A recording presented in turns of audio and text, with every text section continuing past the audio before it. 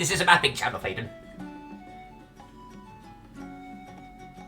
And we're here. It is, and it's gone. And there it is. It is Saturday, the 14th.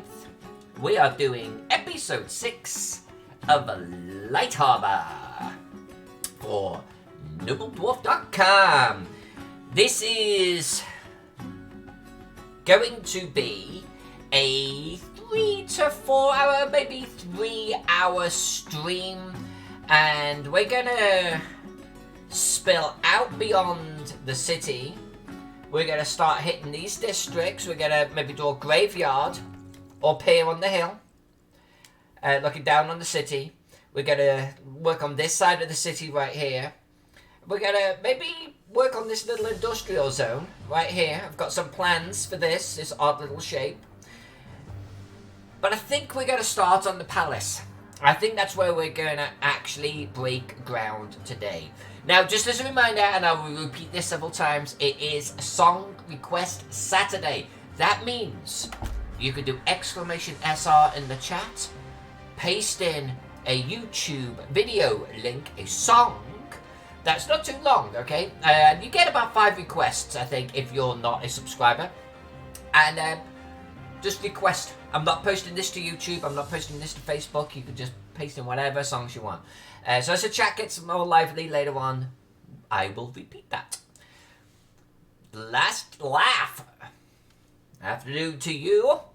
I'm actually going to bring up just a reference that Noble Dwarf sent me that they wanted to use for the palace, and I don't know if I actually saved it in the project folder, because that would make sense, right? Alright, where did Noble Dwarf put this? I'm gonna have to go over to chat.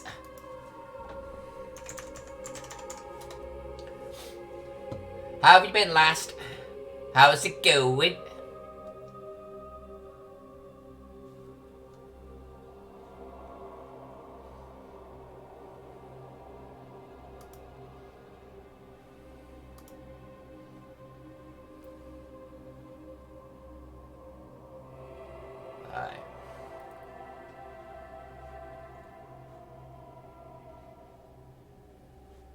Give me a second here. Alright, I'm gonna bring up my chat with Noble, and I'm gonna see if I can find this palace. Oh, right. Yeah, I know. I'm probably gonna talk about Gary Khan a little bit today. It's like the elephants in the room. I don't think we can't talk about it. I was mega bummed. Okay, I've got this image. I'm just going to save it up to the project folder. But I think I've worked it through. I think I've worked it through now. I'm okay. But yesterday I was kind of down about it.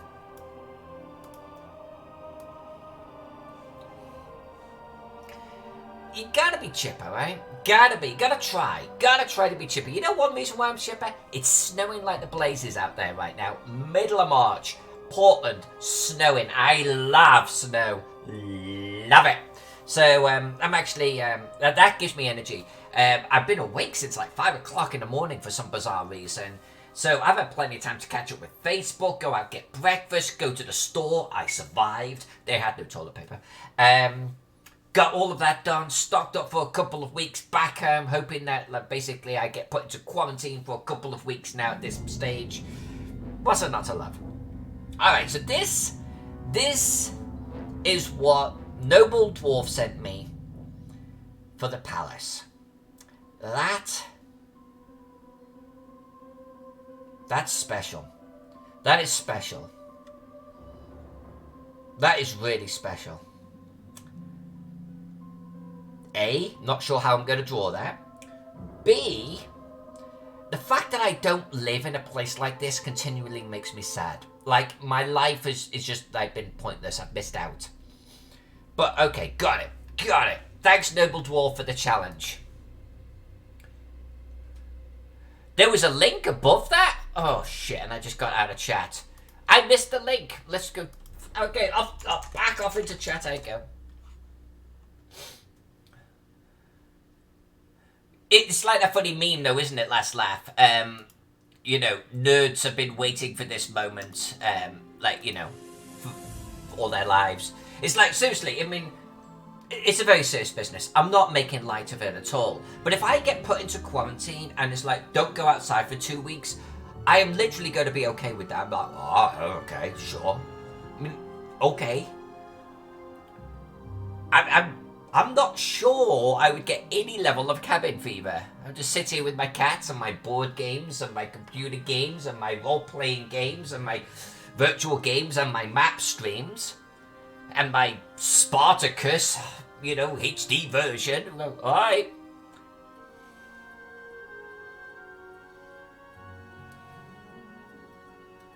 Make the best of the situation, exactly. If I'm going to be sick, I'll be sick downstairs watching Spartacus or something and Lawrence of Arabia. And if I'm up to it, then I'm going to sit here drawing maps. And drinking whiskey. There was a link above it. Alright.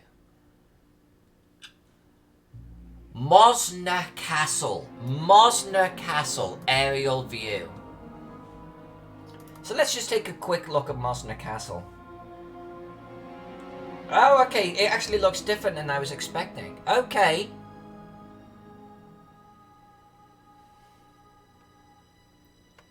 Holy balls.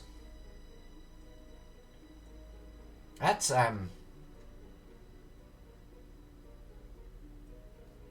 ooh, pretty. That's,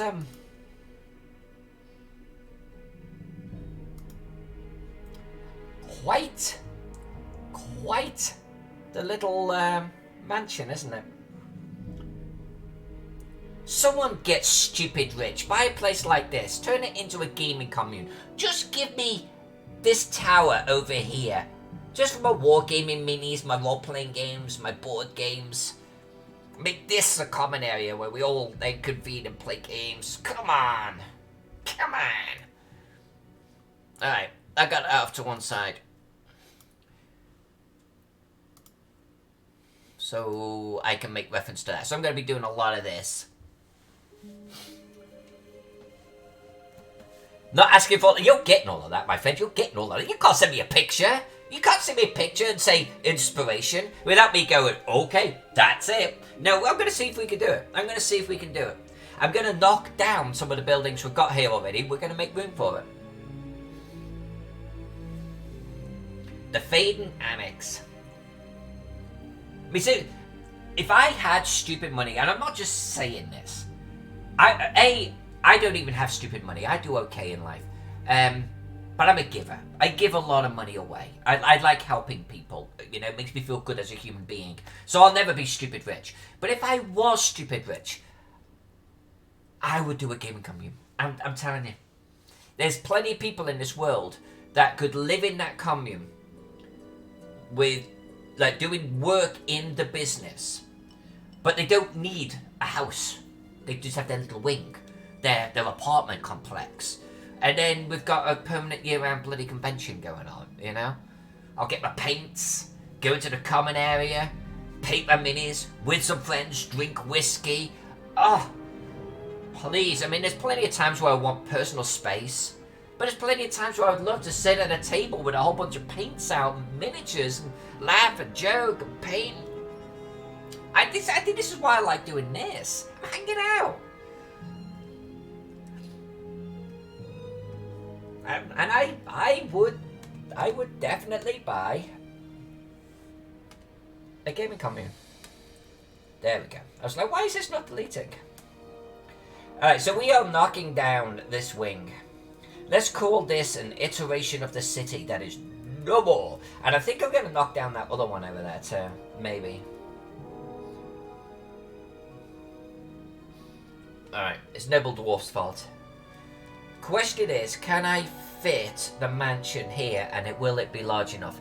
Let's get our scale.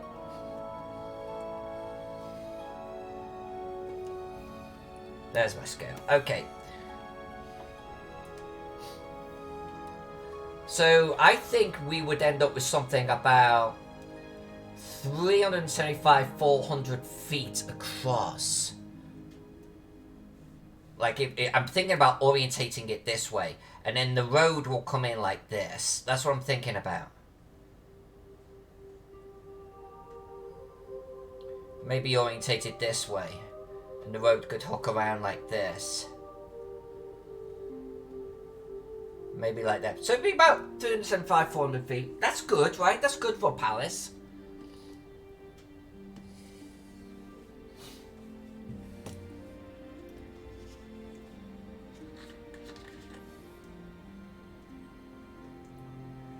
They're a top view. Well, what I've seen, there's the best angle has been this angle. If this is what you're talking about, I mean that's a good angle. I could draw from that.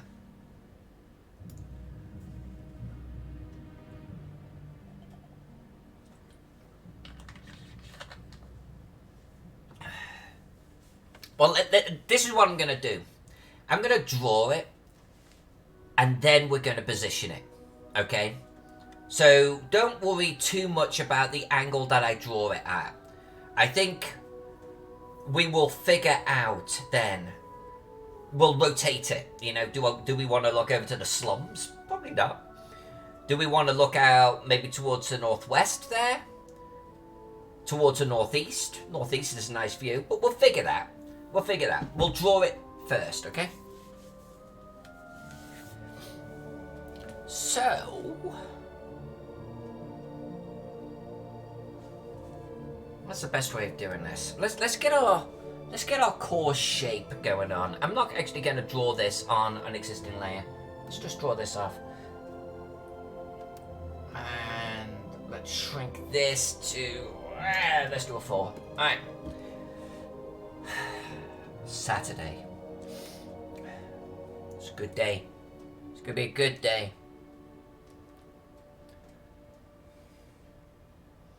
Alright, I'm going to draw a series of boxes. That's what I'm going to do. We're going to get the shape right first. We'll get our scale kind of in place.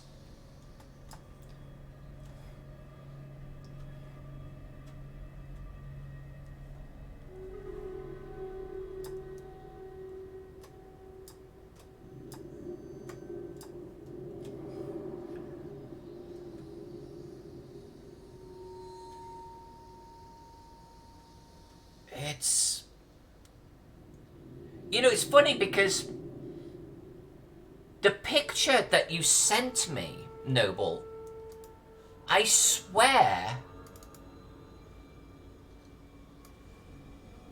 has this conservatory here. I love this, but I love this so hard.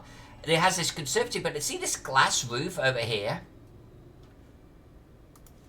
I'm not seeing that.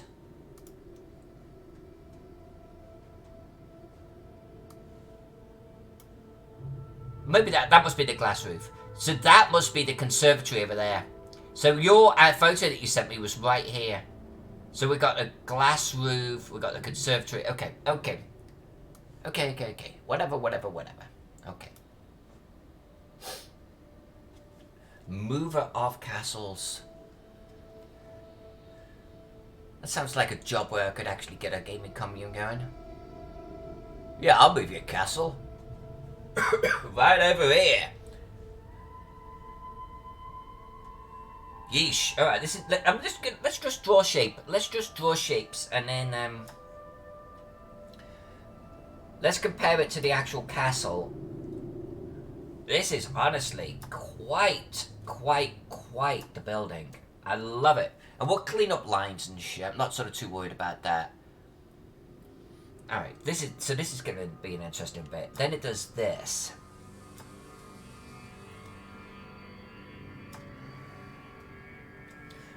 But there's a center bit here. This was our gaming room right here.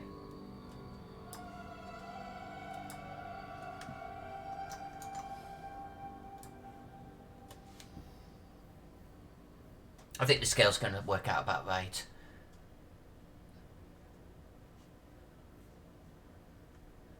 Swimming pool. Actually, so what I love doing about glass-topped buildings is drawing the thing that's underneath, and it always tends to be gardens and that type of shit, right? It'd be kind of cool to do a swimming pool underneath, because you're going to see through the glass and you're going to see all of this blue. That could be actually kind of neat. I like that.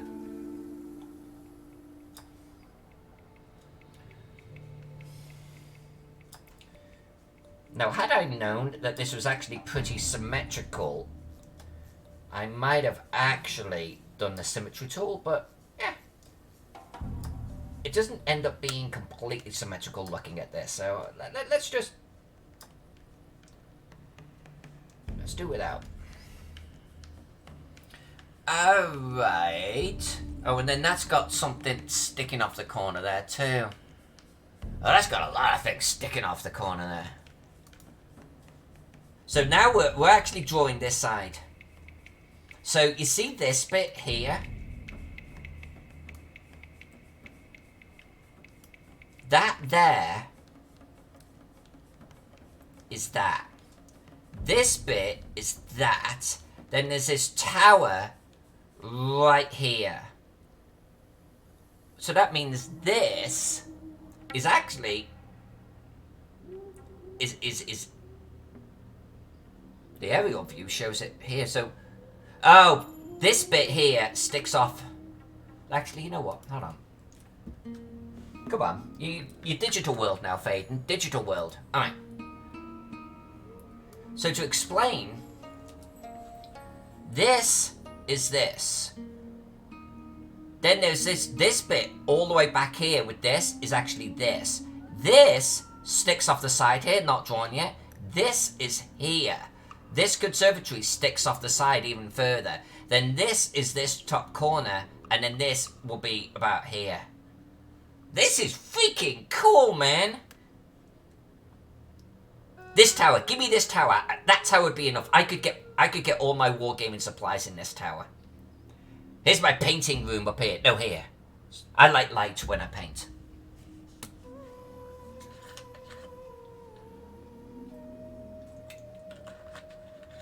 I gave me flotilla in the pool.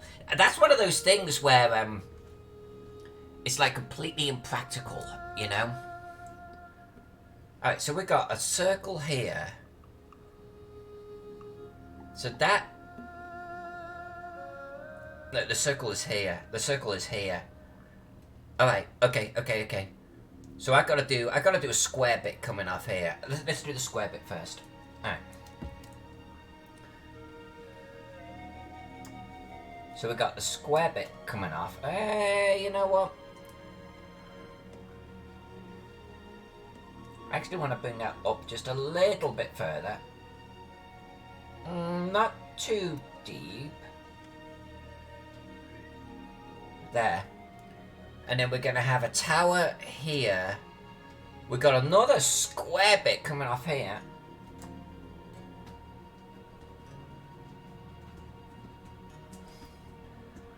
There's another tower that comes further out, and then there's another roundy bit there. Then we've got the conservatory. But the conservatory actually comes off another bit, which actually does this. Alright, and then we've got the conservatory. So let's get our core conservatory shape in here. Alright, and then it actually... I'm gonna actually make this bush just a little... the way I think we'll do this is this.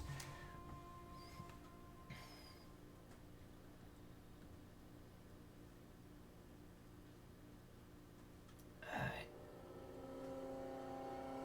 Then before I think we do any roof shape, we're going to position this sucker. I'm going to merge all of these layers, we'll clean it up, and we're going to rotate this exactly where we want it. This is the front here. Then we'll get the gardens and that type of shit drawn in. Tower as Faden. Yeah, or as fuck, yeah. Okay, so... Yeah, we need... There's a roundy bit here. Okay. So, let's get another layer going on. Let's get... let's actually do you here.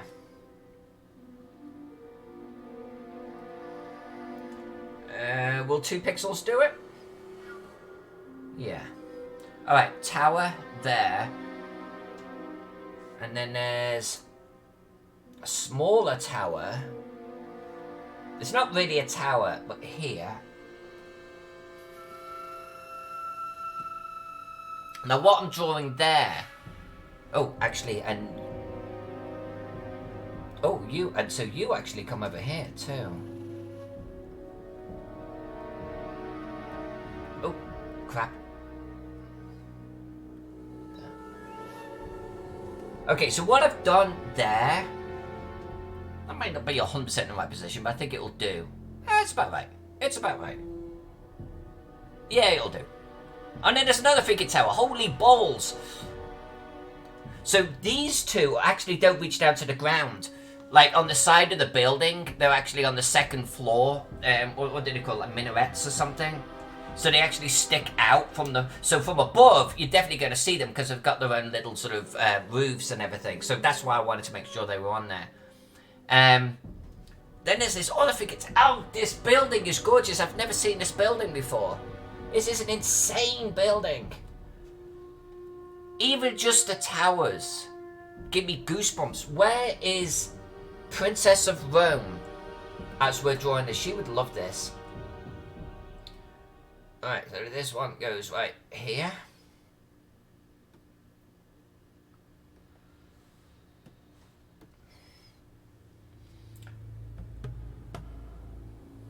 Alright, I think that captures that. Let's go back up to the other side. So this here has a round on it too, but we're going to... A round. Oh, that's technical. There's a tower here. Right there.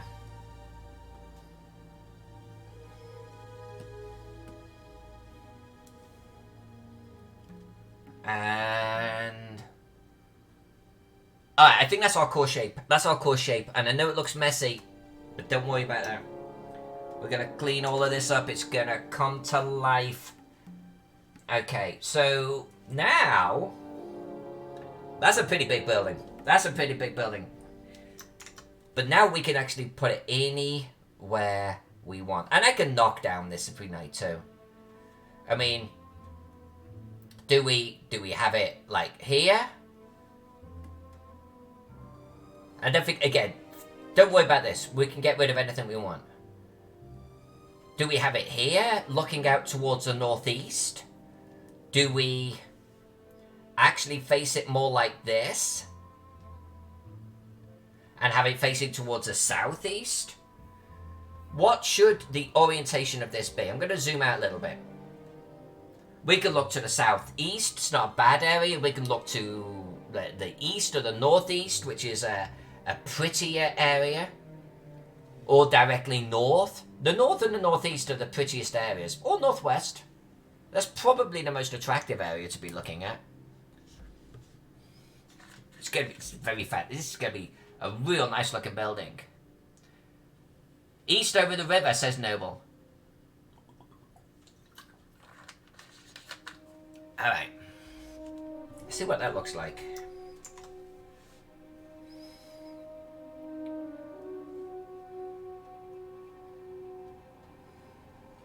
And maybe, you know what? I think I am going to knock down the majority of this. Because we've got like a water feature out the front here. Looks like they've got fountains and stuff. And then there's actually shit at the back of it too. Why don't I actually get rid of this?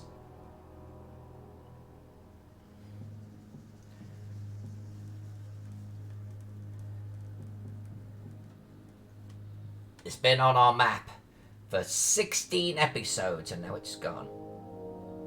16 episodes in. Over 30 hours and we're finally... you know what? Go away.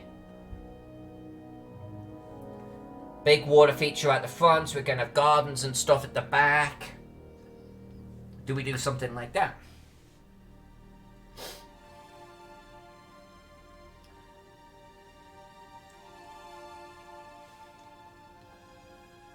Let's make sure the view is sufficient.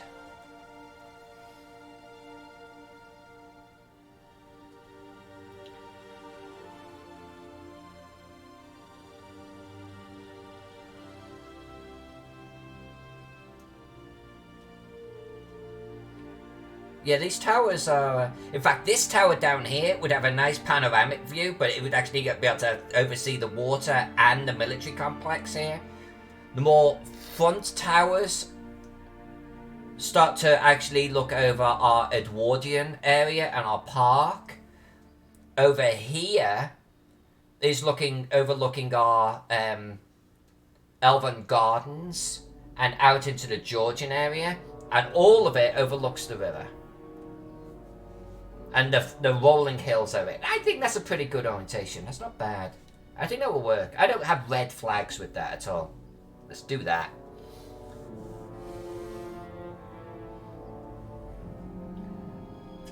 Exactly right, last laugh. Yeah, I don't like you anymore. Get out of here, erase. That's why I love doing digital. It gives you so much flexibility. Okay, so this is going to be our orientation. Let's clean this up a little bit.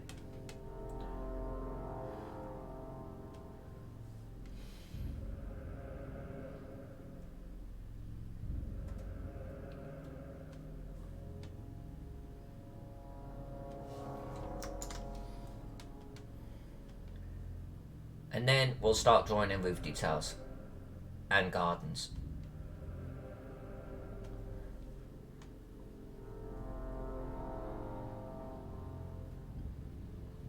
I think the palace alone is going to take us about an hour to draw. I think it's probably going to be about a third of the stream, but I think the net result is going to be awesome. Right, now we can get rid of this.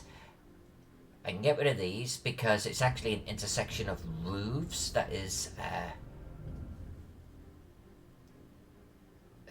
actually has a different shape once we actually draw the roof chimneys, the actual ridges, and there's some little towers on there too.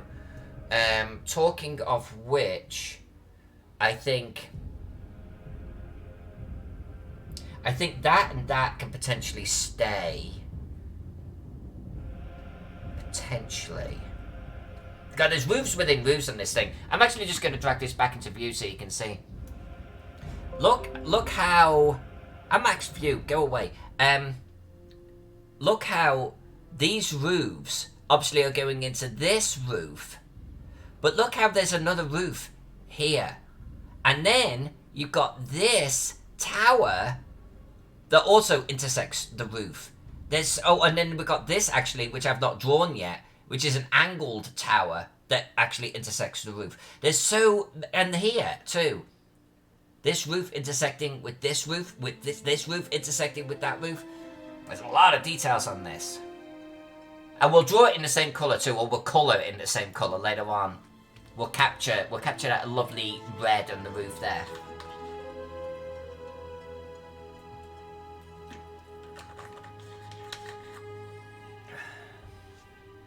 Alright, so here can definitely clean up. Nice. That can stay independent.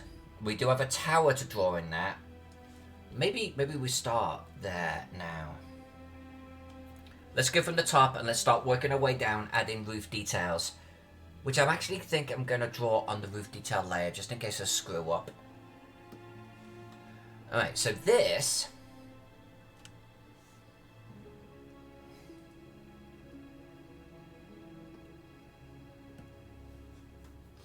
tower.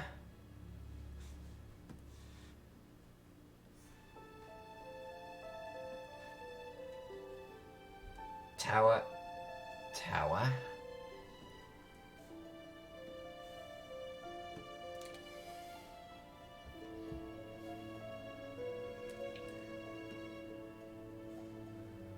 Hey, Mr. Valor! Oh, no, it's okay, Mr. Val. Honestly, we haven't actually really spoken about this right now, and I'm actually feeling pretty positive, honestly, right now. about it all. Yesterday I was really bummed. I'm not gonna lie. I realized I had a huge amount of emotional investment in the convention.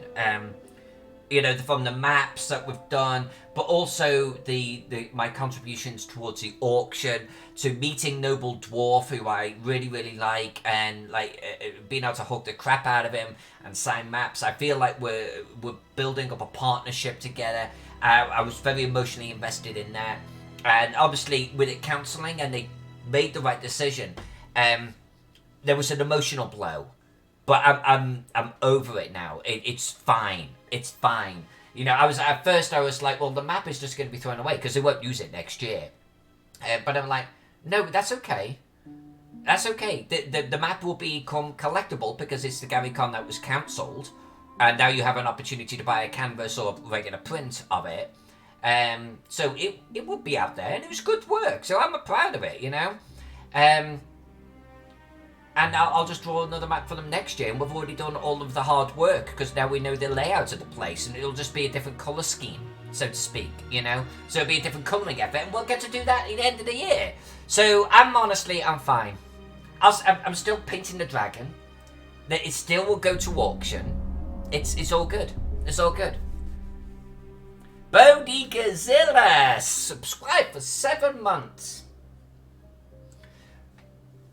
There were certain things that I wanted to be able to experience at the convention that, honestly, now I've it's almost like Band-Aid has been torn off. It's not going to happen. Don't worry about it. It's fine. I was actually really looking forward just to hanging out with people more than anything else. And okay, it's a disappointment that I won't get to do that. But it's okay. There's other conventions up and at 'em, right? And that's the way I tend to be in life, by the way. You know, I will react to bad news or something going on, and it will affect me until I go, and my brain will go, it's okay, and I forge on. And I've dealt with it then, you know. In a box, took it away, move on. And I'm moving on.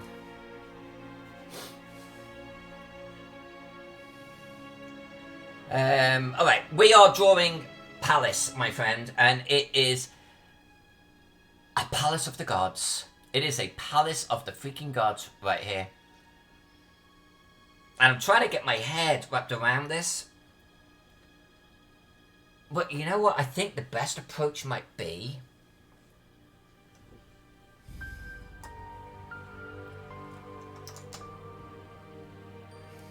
Let's thicken that up a little bit.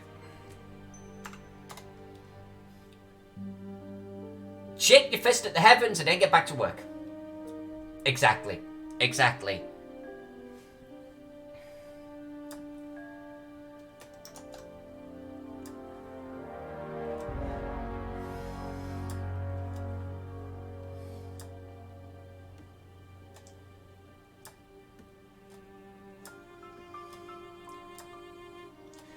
And part of it, you know, for me, was there was some gifts that I wanted to give people.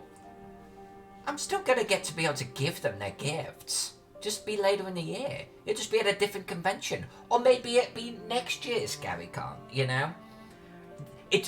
There was going to be this massive canvas print from Noble Dwarf of Gaxmore in the auction. There's still going to be a massive canvas print of Gaxmore, you know? So, it's all good. It's all good. Now, how am I going to draw... I mean... I guess... Okay, so I guess it does this. It just this feels a little bit lopsided.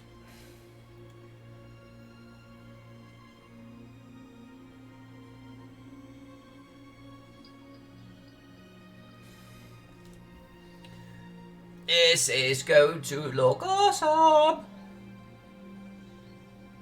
And now this is right at the edge. Okay, so this is right at the edge here. So let's do this. This, and this. No, not liking that. How about that? No, not that. This. This one's bugging me a little bit. This one's bugging me.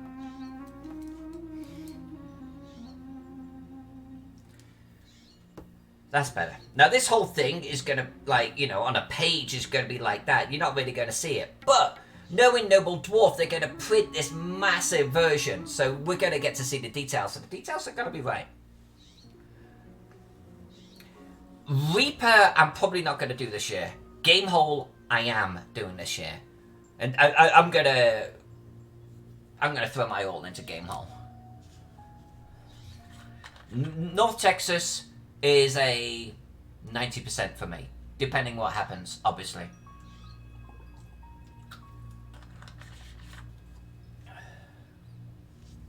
I'm down for North Texas. I have events at North Texas, but I think North Texas is still, obviously, I think that's on the brink of, is it going to happen? Is it not going to happen? Alright, so what else are we dealing with here? I think this, you know what? I don't want to get sort of too into the minute details at this stage. But you know what else they got? Little windows.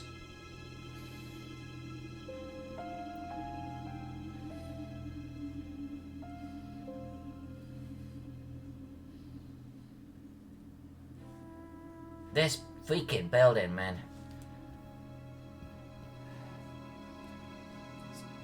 Someone get rich and buy this building. Phantom Jen is here! Hi, Jen. We're drawing palaces, Jen. We are literally, figuratively, drawing this. So it's a little bit of a complex one, but we're having a lot of fun with it.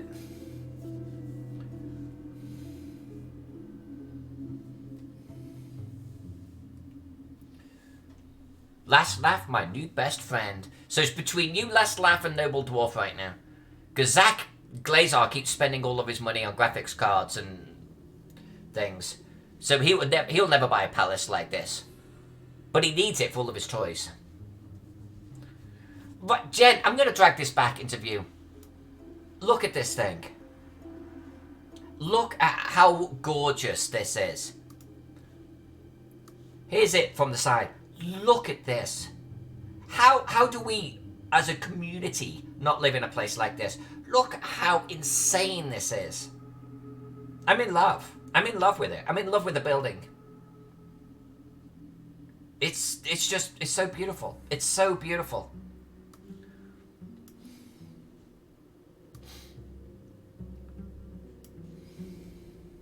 Jack's poor. I'm not sure Jack has enough kidneys to buy a building like this. This is aerial view of Mosner Castle. Mosner. I don't know where in the world it is. Mosner.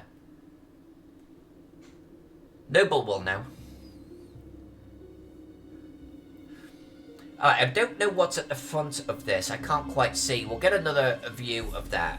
But so I've got that and that done. Let's get some chimneys on here. We've got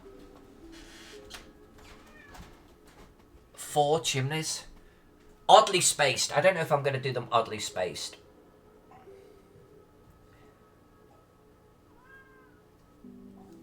Sorry, Jack. Phantom Jen is selling your kidneys to get Mosner Castle. So can you grow a few more kidneys? Because I think we're going to need them. Because this place is big. I'll fire up the vats. This is how it's spelled. Moszna. And unfortunately... Oh, Poland. It's in Poland. That actually doesn't surprise me.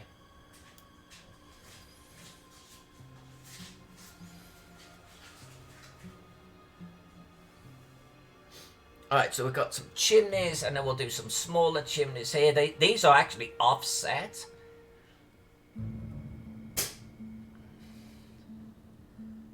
Alright, there we are. Got all of this love on one roof. There's something weird going on here. And here. Something odd going on there. So I think what I'm going to do is we're going to draw in this bit.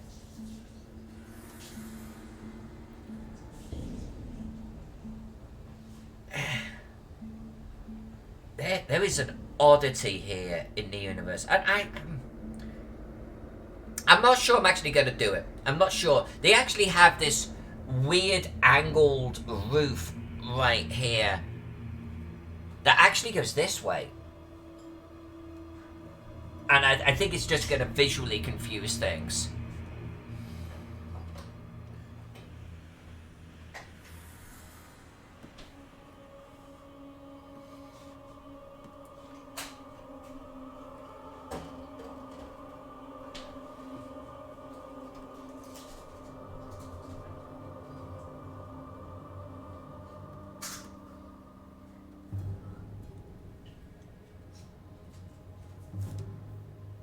Yeah, I'm not sure I'm gonna do that. It's this weird odd join. There's definitely something going on here, and I think what it's doing is this.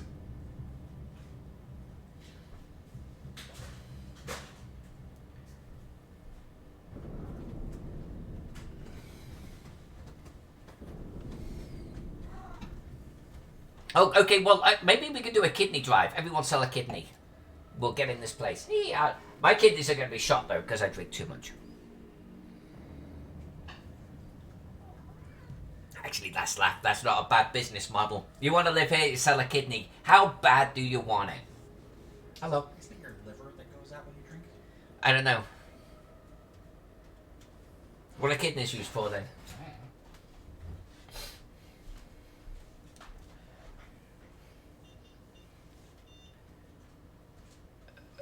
Okay. And then on this side, they've got some more chimneys. How many they got? They got some small ones too. So let's do that too. Okay.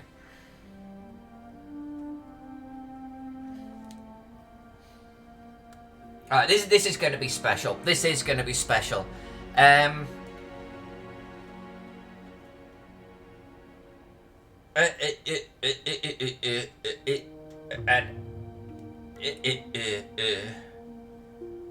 Alright, let's do this bit first. What am I even looking at here? I don't know. Okay, so this, but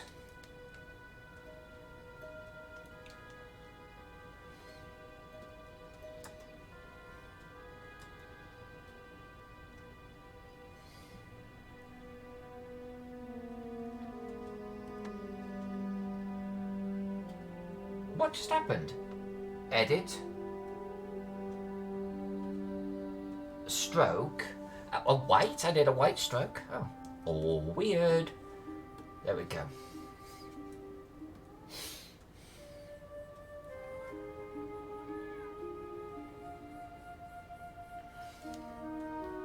Hold on a second. Hair all in my face.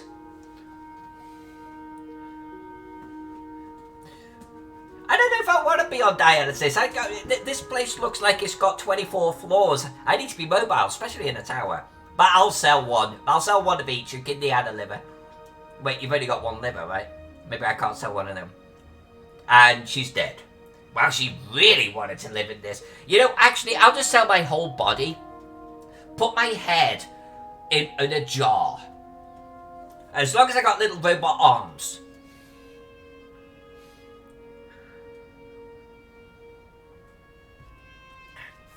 As long as my little pincers can grab a paintbrush, then we're good. Your liver grows back. No, it doesn't. Does it? Does it?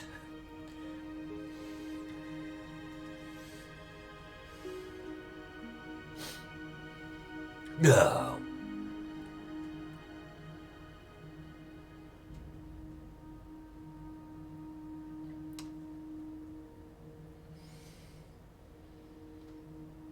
Alright, so what I'm seeing here is a lot of chimneys.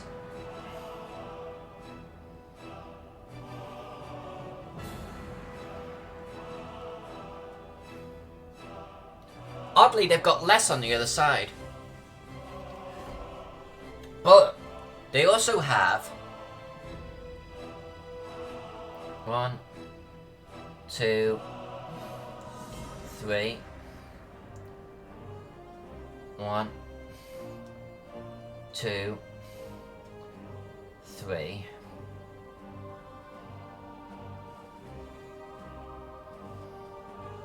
Come on, come on.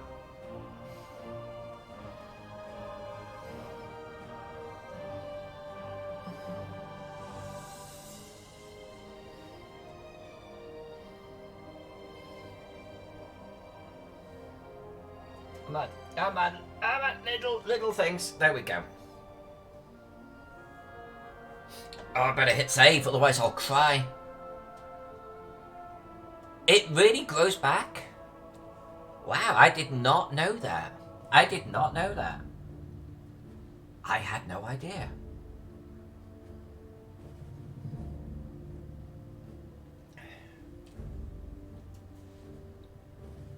Alright, and I don't think windows are at the front. So we're going to get another angle of this, and we'll take a look at it. But right now, I don't think there's any windows on the front that we're going to worry about.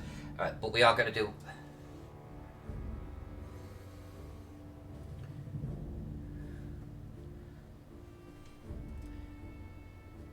Alright, then what have we got? Okay, so this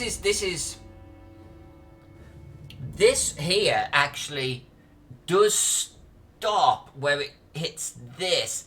This here has the at least a partial glass roof, which I think is freaking awesome, which we're gonna draw. This here has a partial roof that comes into about here, and then it kind of blends into this.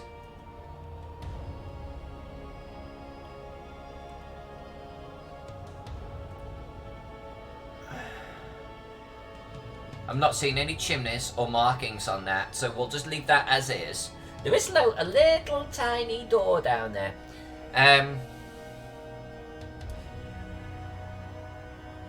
Kill your liver. That's not a hashtag I could get behind. Kill your liver. Kill your liver with Faden. Alright, let's do glass roof. Let's do glass roof. Alright, so this glass roof, this actually has... the glass roof, A, doesn't take up the whole area, and B, there's actually, on this side of things, there's a whole bunch of other towers and shit that I think we should draw first, because it restricts our roof space. So first and foremost, we're going to do this one.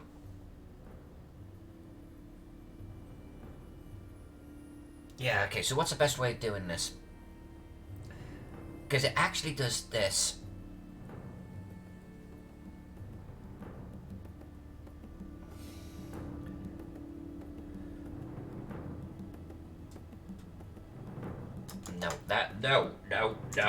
No, that is terrible. Come on.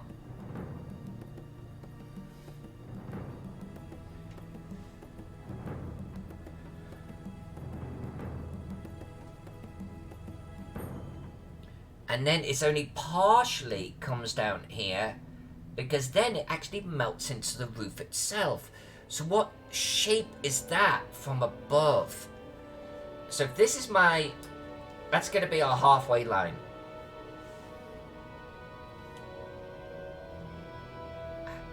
How...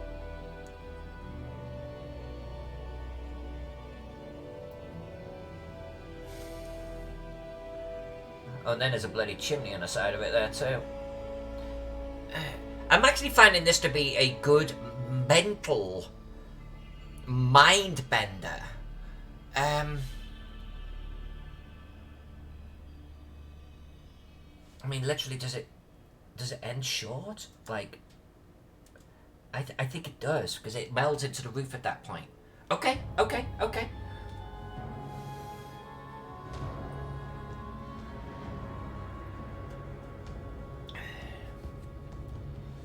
definite skill training. And adds to the repertoire of things that we can draw in future buildings, you know?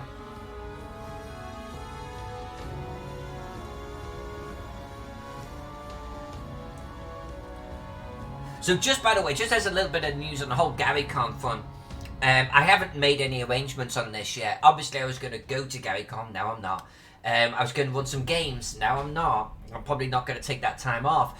But I was going to stream. No, I wasn't going to stream. Well, no, I kind of was. I was going to stream an interview with Wizards of the Couch, and I'm going to actually still arrange that. I just need to talk to them about it. And I was going to do 2 seminars on the Saturday. I'm going to still try and do those seminars. One we could do this way, and the other was going to be with Cave Geek and Anna Meyer. And I'm going to talk to them about still doing it, okay? So that Saturday, I still plan on actually doing some GaryCon events. It'll just all be, obviously, virtually. Phantom Jen, I was talking to Jack about that this morning. I think because... I'm not sure if you've ever seen me GMing. I'm a very animated, energetic GM. I like being up and about this and getting good eye contact and stuff. I've never GM'd virtually, and I'm not sure I'd want to do it at a convention. I'd need to get some practice. I think me trying to run Call of Cthulhu, I would lose a lot of what makes me a good GM. A lot is me, my presence, my mannerisms, my actions, my interaction with people, reading the table. I need to do some trial runs to one side before I ever went prime time. I'm up for it, but I actually think Jack would be better at it than me. He's talking about running Shadowrun, but not for GaryCon. Yeah, I really love the Wizards of the Couch guys a lot. I want to do a lot more with them. Right, you get it, last laugh. Right, I mean, I actually, at a convention, I don't sit down at all. I stand the whole time. And I don't do that when I'm at home. But, like, my players around the table, I mean, I'm still very, you know, this. I'm doing this. Maybe. I need to do some practice runs.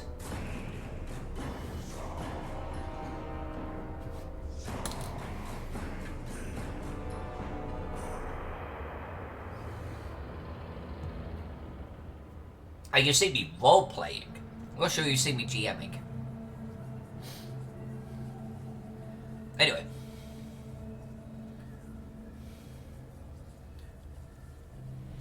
Here, because this building does not have enough towers, someone shoved another tower on there. They're like, yeah, this is good, but you know what this needs? You know what this needs? Another tower. Yes, but sire, there's no room for another tower. Put it there. But that's the corner of the building, sire. Yes. Yes. Put another tower there.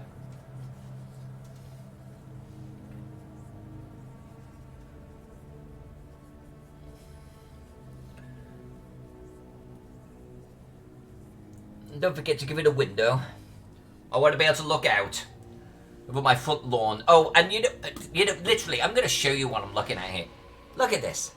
This tower here is what I'm drawing, off on a funny angle. And look, they've got this little tiny balcony. So, we'll do a little tiny balcony, which will overlook the front fountains. Fountains, yes. Last laugh. Abso-freaking-lutely we should. Abso-freaking-lutely. Yeah, I'm down with it. I will, yes. Why that hasn't happened, I don't know, but we will make it happen. Yeah, Phantom Jen, you and I were actually good. I was your assistant, if I remember rightly, Phantom Jen. And you were really good. You were really good. I actually had a good session. That was a good time. Yeah, I was your assistant, wasn't I? That was so good. God, that's coming back to me.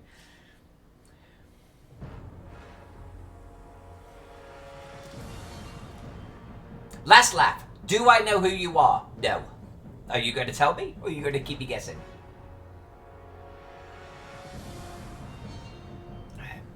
Everyone uses different names on every channel. I don't know why. My brand is I am Melissa Faden. Douglas! You know what? I knew it. I knew it. I actually knew it, and I don't know why, and I don't know where from, but I actually knew it. And yes, you're right. We should play together. And in any of my games where I run, by the way, there's always a table for people like you, and you should know that. You don't have to sign up. You can always walk up and say, "Hey, you got room?" Yes, we've got like this little crew going on, right? Or family, as I called it the other day on Facebook. And anyone in my extended family can walk up and go, "Hey, can I get a seat?" Yeah, pull up a chair. Especially because I don't sit. There's always a chair.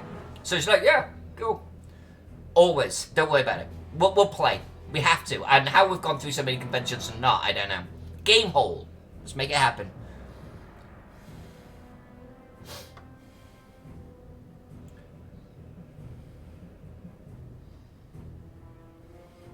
I had a vibe last laugh was Douglas, and I don't know why. Don't know where it came from.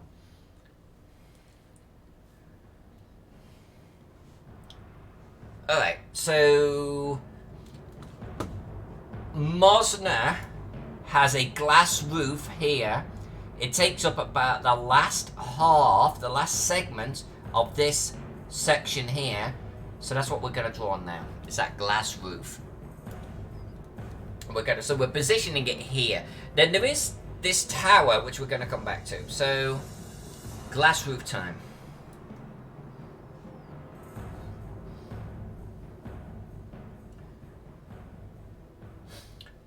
Last lap, have you run virtually before? I'm curious. I'm not planning on doing virtual myself, not until I've actually managed to practice it. I would actually like to run some games. For actually people like you. Like everyone in the chat right now, I would rather run a game for you and get a feeling for it before I went into, let's say, the general populace. That's where shit can start going wrong, you know? You start running... I actually think... I'm not being big-headed. I think I'm a reasonable GM. I think I'm a pretty good GM. I think I try to put on a pretty good show. And I have people return to my game, so I know they must have been at least reasonably entertained from previous sessions, right? You don't get a diamond or a platinum person sign up for your game multiple conventions without going, okay, so I must be doing something okay, right? For this person to want a seat. I feel like I would be at risk doing a virtual one without practice, and therefore jeopardizing my reputation as a GM. And I don't really have a reputation, but I don't want to shatter it, you know? I don't want people to go, oh no, she's shit. Just because I'm going, what button do I press now? And I don't know what to do, you know?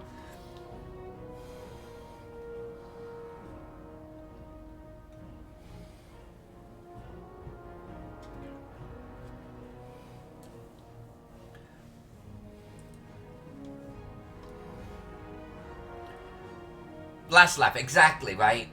Familiarize it, like practice it.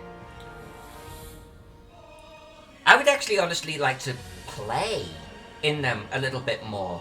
Get familiar with the tools without having to actually be in the prime spot, you know?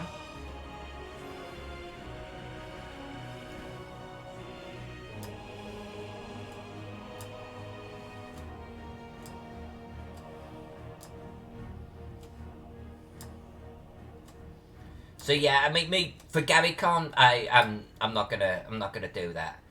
But this I could do. I actually think it could be a pretty good mapping seminar doing this sort of format.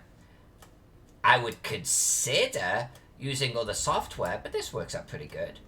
If people were down with getting on Twitch, you can ask questions and stuff, you know?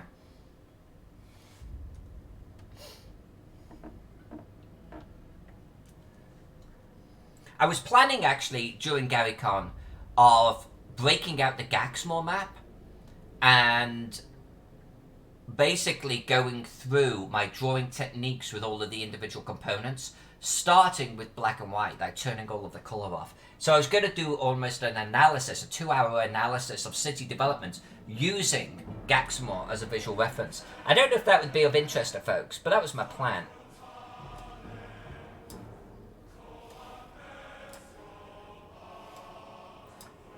We potentially could use Lightharbor here, but I feel like the recognition of Gaxmore as a name, at least at the convention, is what I was going to do.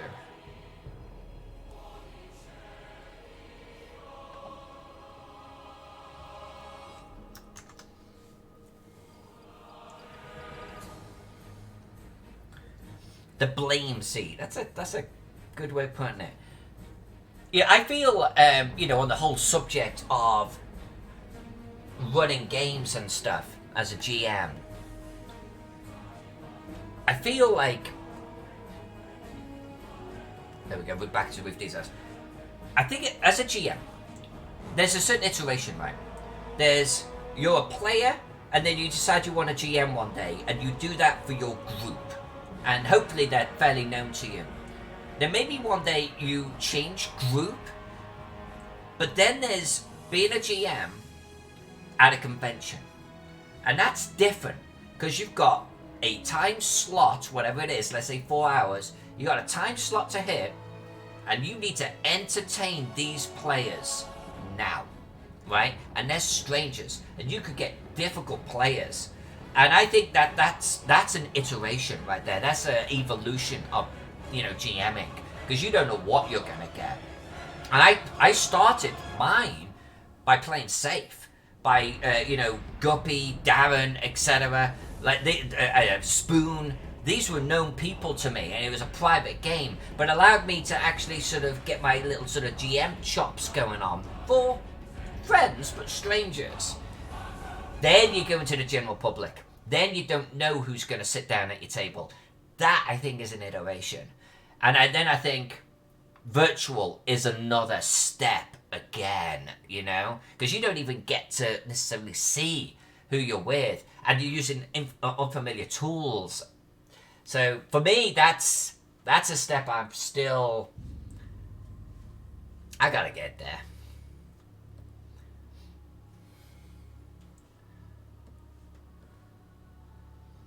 I'm actually looking forward to Jack doing it before me, to be honest.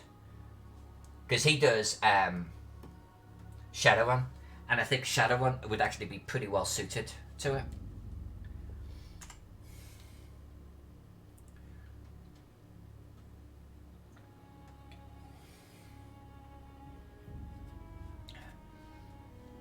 Last lap, you jumped straight into it. I mean, that takes balls, man. That takes balls. You just jumped straight into it.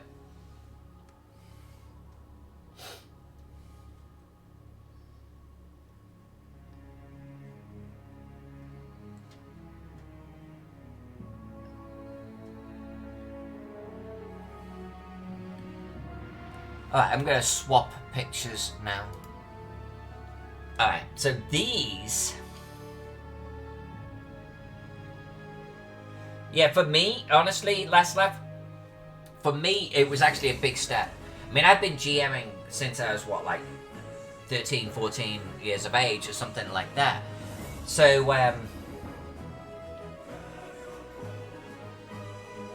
GMing for a group of people at a table, I think that's one thing. But for me, GMing at a convention with a limited 4-hour slot and a lot of pressure to entertain, that was a big step for me.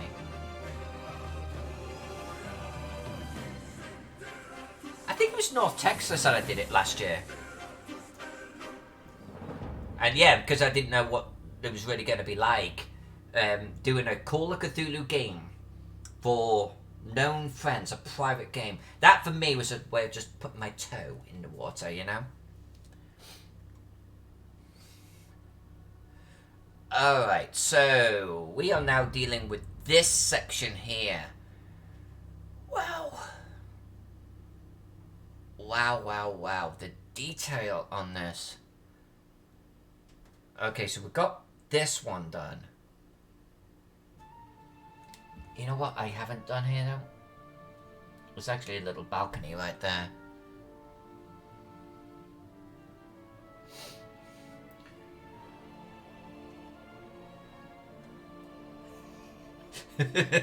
Yeah, well, that's one way of calling it.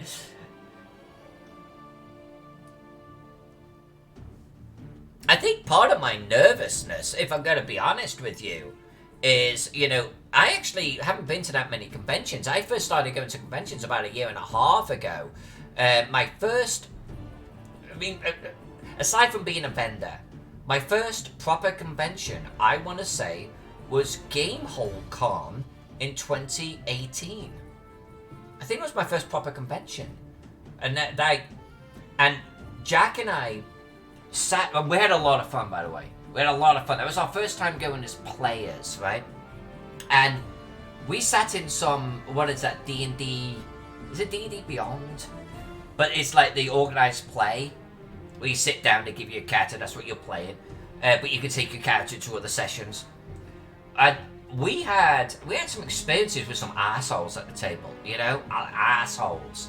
And that, as someone who had never GM'd for strangers, that was not a great first experience. I was like, wow, I could actually get a real dick at the table. What do I do? What's convention rules? What do you do with that? So I had to get a little bit of sort of confidence, I think, on that front.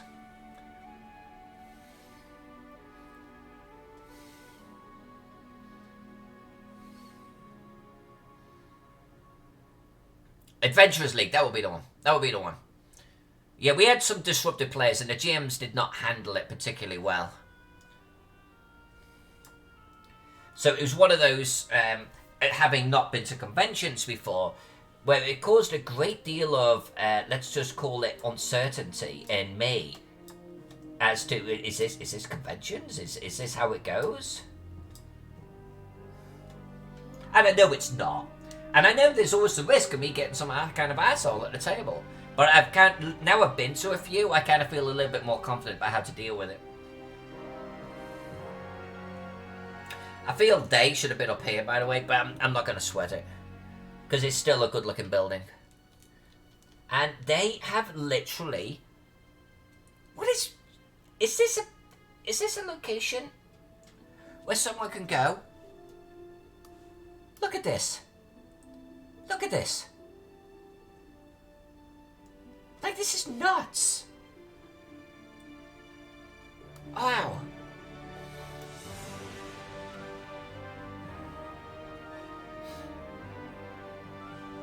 Yeah, Jack and I, because we've not been to, like, many conventions. And by the way, we had some stunning games at Gamehole. Like, we had some really, really entertaining games. But we didn't know what to expect. And we played in a few Adventurers Leagues. And I want to say about 3. And most were okay. Most were okay. But we were kind of generally, we're done with Adventurers League now. We don't need that. We played more 5e, but not Adventurers League. We skip over Adventurers League now. That's not our cup of tea.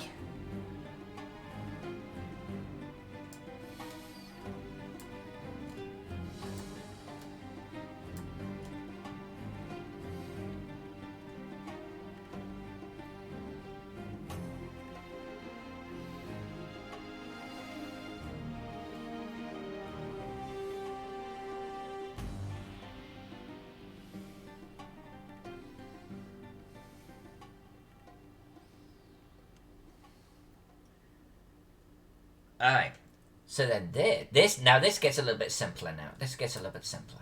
Alright, now we're cooking on gas. Now we're going to regular balcony. And this isn't on the building, but I'm going to draw a door there.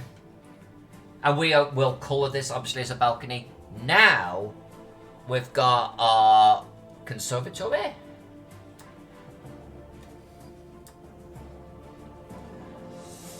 Okay, now let's draw some glass panes. How do I want to do this? You know what? I'm going to do it like this.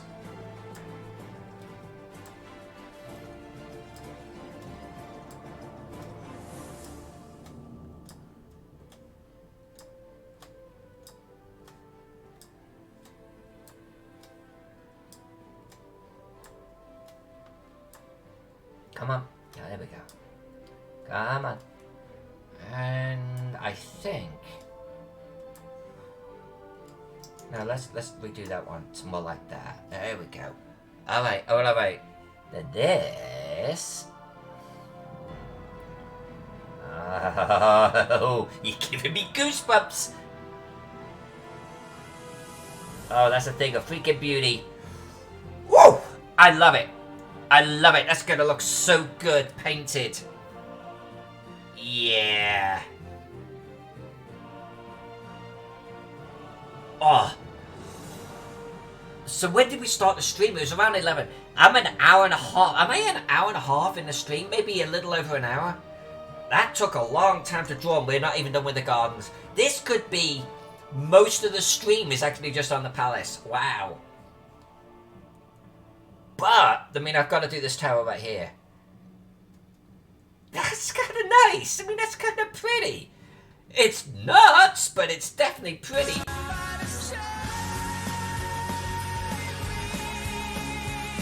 Alright, I'm hitting save. In all of the streams I've done, and I'm probably getting close to my anniversary here, in all of the streams that I've done, I've had one crash, and it did make me sad in my pants.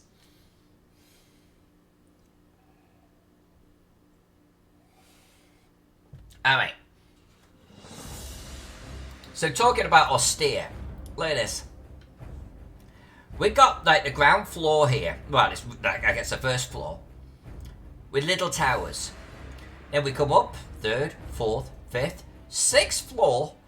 Start extra towers. 7th floor. Little more minarets. I think the minarets, right? 7th, 8th floor. And we got little roof detail. And then we've got even more up here. So this is what we're going to do. And this here is probably most of our shape. I do think that maybe down here, but I actually think it'd make our shape too complex. And we're going to start losing our detail. So I think we're going to focus on this bit here. That wasn't the tower fane, by the way. This is the tower fane right here. And that's my painting room right here. You can come over anytime. Whiskey and paint. We get the miniatures. I've got plenty of glue. So, let's zoom back in on this. What's the best way of doing this? Well, I think we will start with...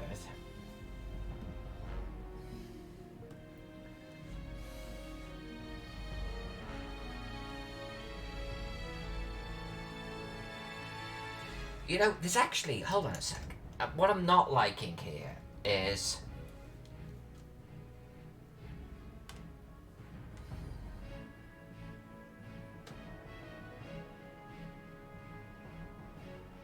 There.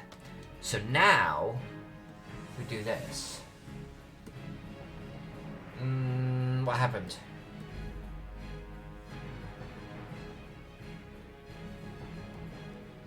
Oh, because I'm meant to be on layer 4. There we go. Alright, cool. Much better. Now, if we do this. There you go. Alright.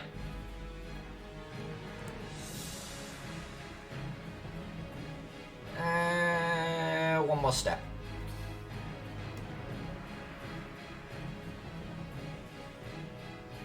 Oh, Jay! Hello, my friend! Well, I feel like I probably need to give some kind of explanation for what I'm drawing here. So, I'm going to zoom out. We are drawing Lightharbor for nobledwarf.com. It is a metropolis. It is going to be in a future setting that they are writing for.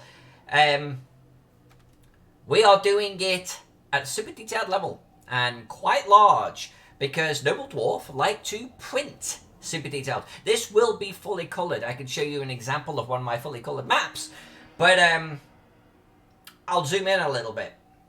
Right, I mean, this is a work in progress, but you can see that we've got our docks here with our cranes, our named location right there. That's based upon a real life building. We got our slums. We got our marketplace with center building, which happens to be a lighthouse, university, right there. And we'll pan over in towards a military area. And here you can see we started adding a lot of detail to roofs, making sure they felt Edwardian in style. And as we pan around, we actually start going into more of a Georgian style. I've never been asked to draw these styles on a map before. And then what we're working on now is the Elven Gardens and main palace. And the palace, I was told to make look like this. So this is what we're doing. And I have just got done. This is a conservatory right here. I'm drawing this tower right here. This is that part. This here is this part. And then we've got here. Oh, this glass roof is this glass roof here. Because we've got another view of this from a different angle. So, this is what we've been doing. Thank you. Thank you, Phantom Jen, for bringing up that info. Jay says, I realized I did that whole stream without saving the file. What whole stream?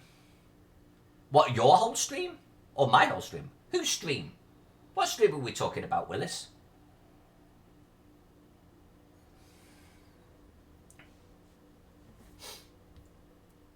Don't you have your Twitch set up to automatically save? I do with mine. And then on Music Saturdays or Song Request Saturdays, which is today, although no one's requested the song yet, I also record it. So I've got the record button going as well. Alright, anyway. So that's what we're working on. And I'm going to zoom in. And we're going to add some details to this tower right here. There are... You know what? I'm going to make this smaller. Okay. How have you been doing, Jay, anyway?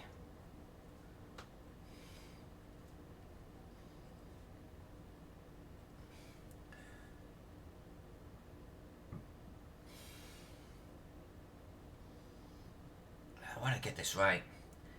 What's the best way of doing this?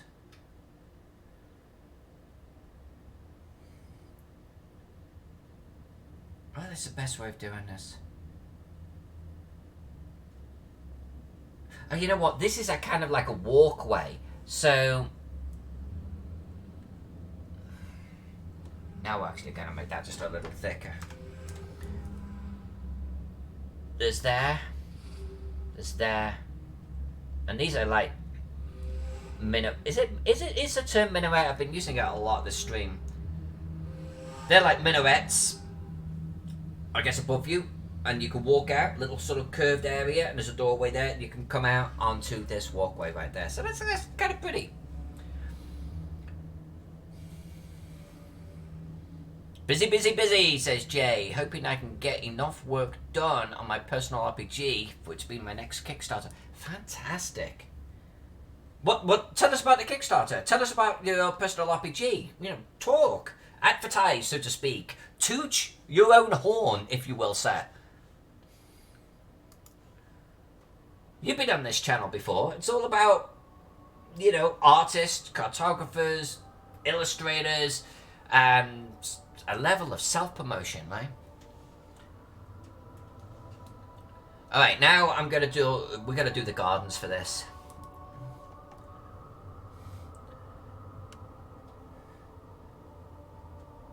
This is an insane building. It is breaking my brain. We've got other views of this, right? I'm actually going to do this on chat. That might be the view I'm looking for. Like the front of the building is what I'm after right now. Alright, well, that's great. That's good loading right there. We'll wait. Oh, there it is. Okay. Here's our fountain area. We will draw this. Here's our path. Oh, they've got stairs coming up. Of course they've got stairs coming up. Of course they've got stairs coming up.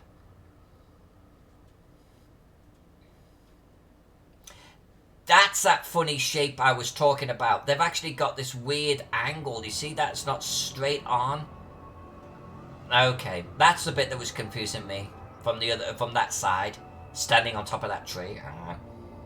Oh, and they do have windows here. Okay, well, let's draw those windows.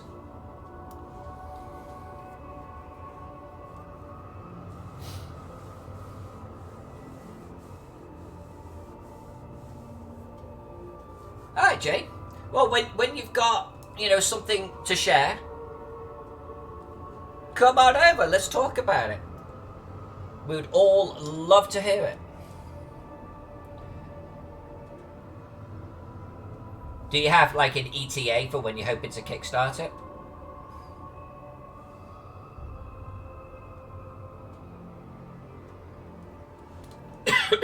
Uh-oh, Corona.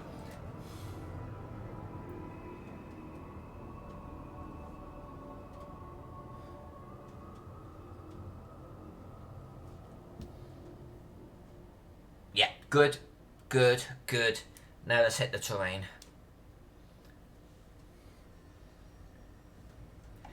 I've actually been having a hard time with Kickstarters recently because I can't say no. Everyone is releasing something that I want, and I keep backing them, and I'm throwing so much money away. Well, it's not thrown away, but I'm throwing a lot of money down. Alright, so here, I like Kickstarters, I do.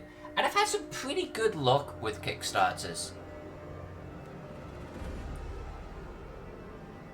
Like, I haven't had a Kickstarter in a while not deliver, but I'm also very patient. Like, I backed a diorama terrain, techniques one. They're making a book, and, they're meant to be out beginning of last year. What's the percentage of Kickstarters that run a year, 2 years behind or more? And I know that, so I'm like, okay, fine, just whatever. Some people lose their shit, but I'm like, no, it's fine. As long as it eventually comes out. Just bring it out whenever you can. That's not good enough for some people.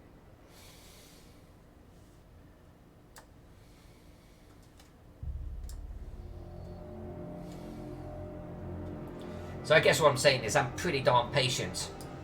So my tolerance level with Kickstarters is pretty high.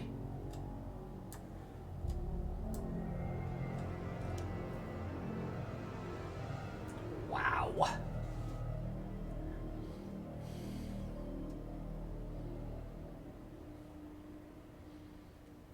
That's fantastic, Jake. I look forward to hearing more for sure. When you're ready. And yeah, I mean, I think there's a huge amount of pressure, right, to then get it right. Especially if it's a pet project like that.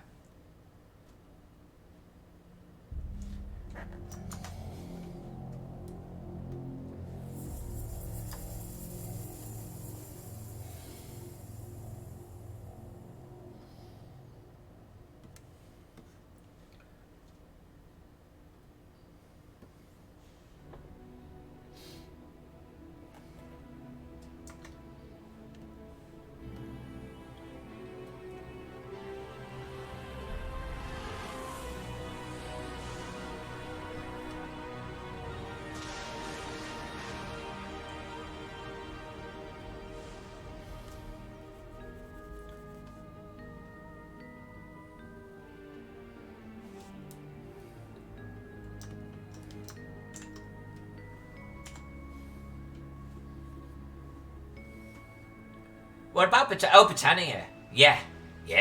Well, and I back. So here's one of the weird and wonderful and odd things about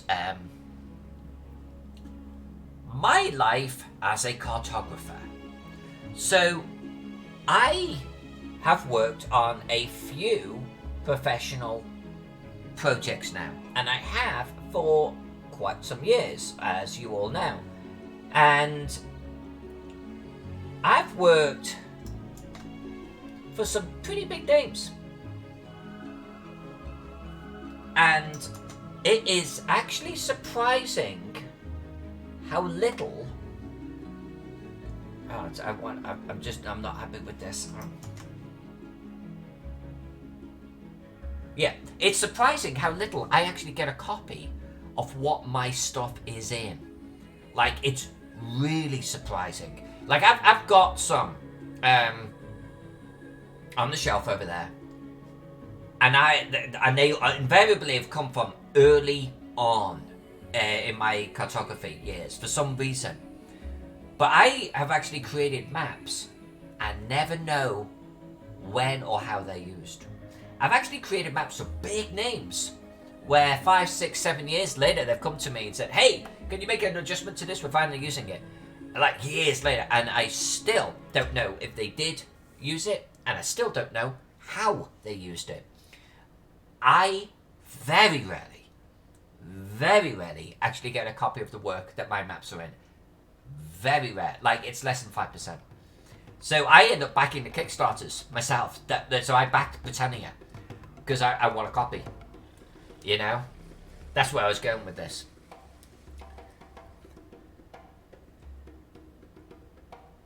And I want it to succeed, right? So there's a tendency of me wanting to back it anyway to help it succeed. And I'll promote it, yada, yada, yada. But I'm a little surprised, I suppose, is where I'm going with this, that I have to back a Kickstarter in order to get a copy of something. And that, honestly, applies to 99% of the people I do work for and have done work for over the years. I don't have almost everything I've ever worked on.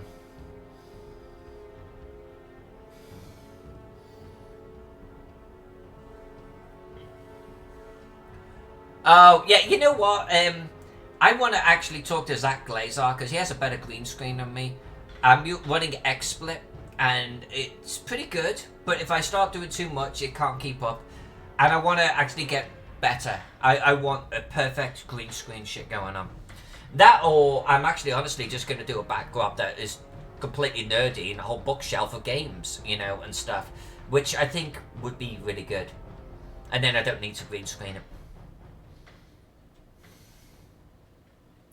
In my opinion, this is just my opinion, Last Laugh, I think comp copies are maybe more common for the writers.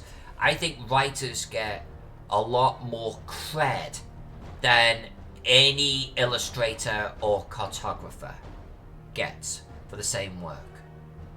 Even if, let's say, I happen to put more effort into the cartography than, let's say, the writer, I'll guarantee the writer gets more cred, more rep, and the comp copy before I did. That's been my experience. Noble, that's because you're a superstar.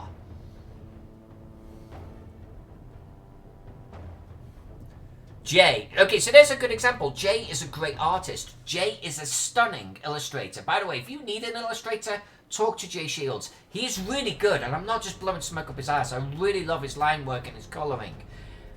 There's Jay producing artwork for someone. Get a copy if he pays for cost. But so he's got to pay for it. So, you know.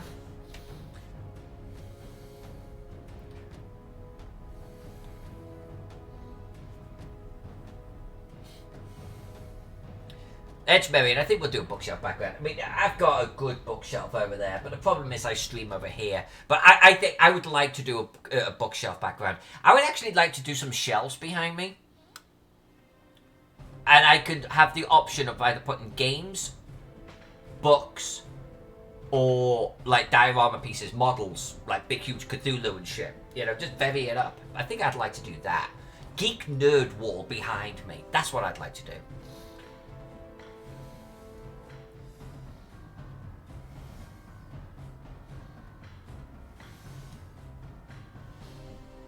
We won! Hey! King Bashman is here!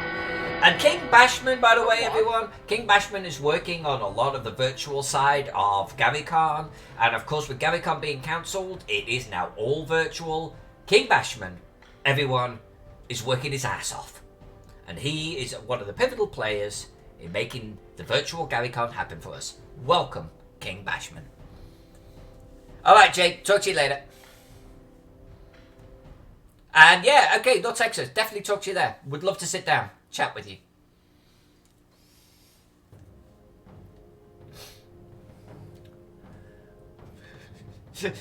So I just did that intro with King Bashman, and he's like, oh God help me. Oh, King, what's going on? What's going on? You've got a lot of shit to get organised in very short order, don't you?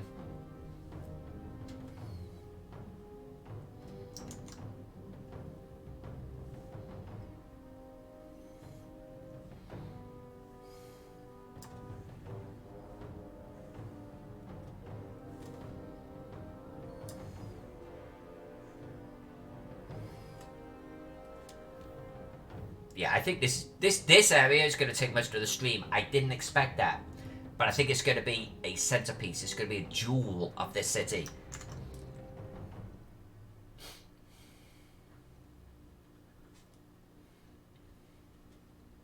I don't know, last laugh. Considering the fact that the con is now virtual and you're in your own home, do you have enough TP in your own home? According to the panic buyers, no.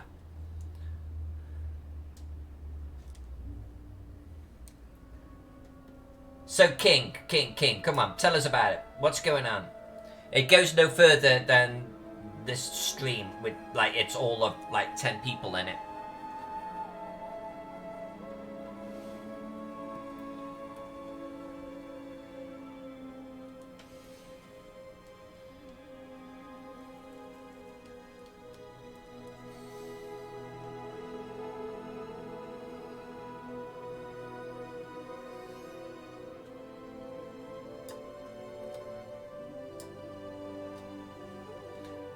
Alright, here we go.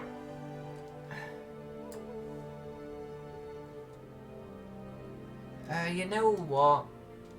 You know what, there's a better way of doing this. Hold on a second, Mo.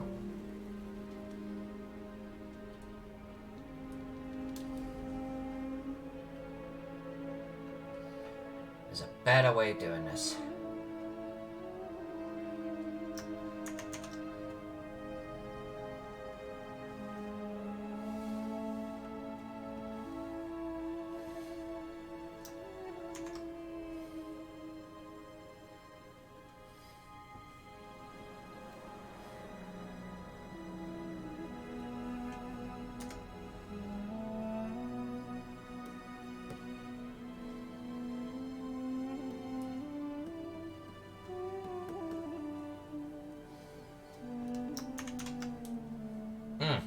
No.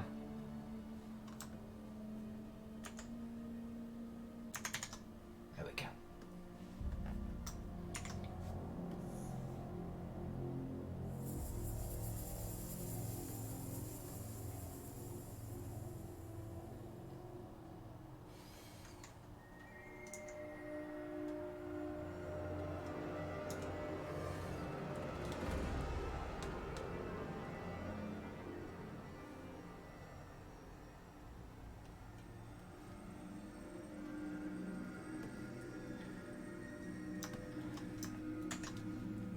Just trying to get a fairly, come on, what's fairly uniform, symmetrical fountain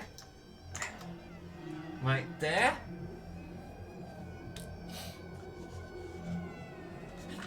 King says, basically getting all of the events from the main con switched over to virtual for those that want to still run them. How are you coordinating that? Are you asking them? Are you going out asking people, or are people registering their games? You're running Tomb of Horrors and making a custom adventure for Wizards of the Couch for GaryCon. Wow, okay.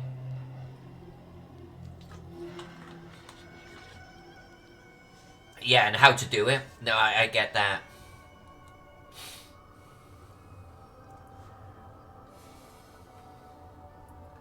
So let's say I had some games scheduled.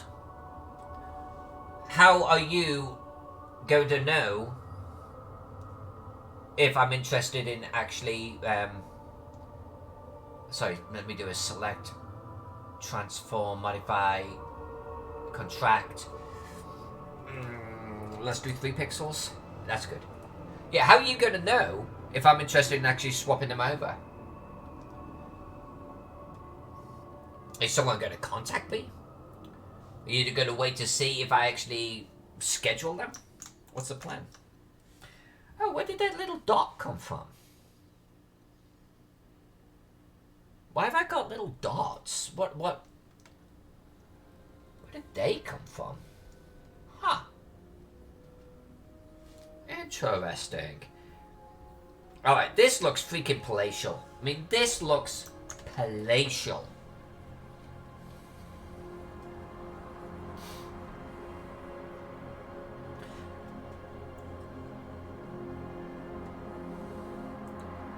Yeah, I'm gonna do my seminars, but I'm thinking about, I don't know, I'm gonna, one seminar is a mapping seminar of just me. I can do that on Twitch.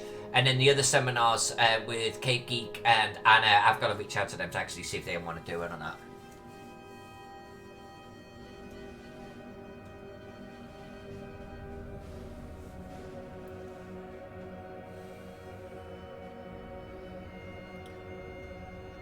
I've not actually heard anything from the frogs on this, Jen. Did they actually put out any form of announcement?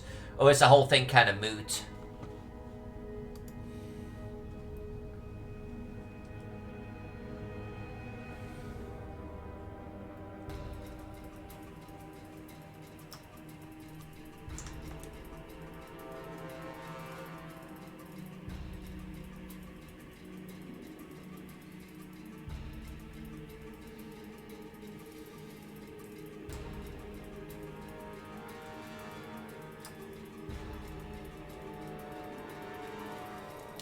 So I'm flicking between looking at the front of the castle to looking at the back of the castle to see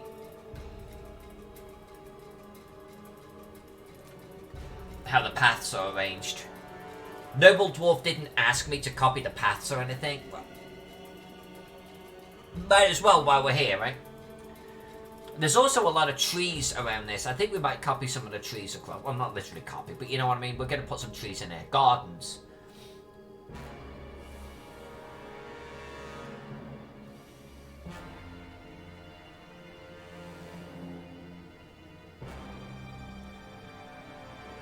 I should let Matt know. Well, you know what? I actually need to... I need to contact them anyway. Because they were also going to do an interview with me.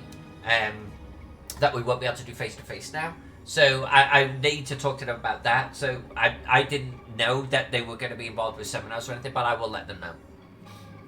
100% I will let them know.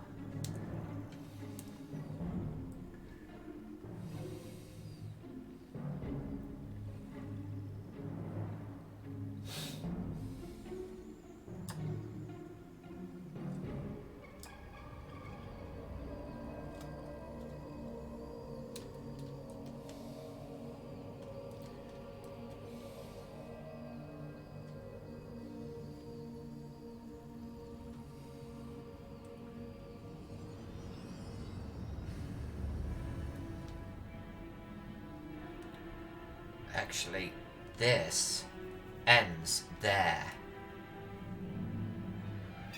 And then...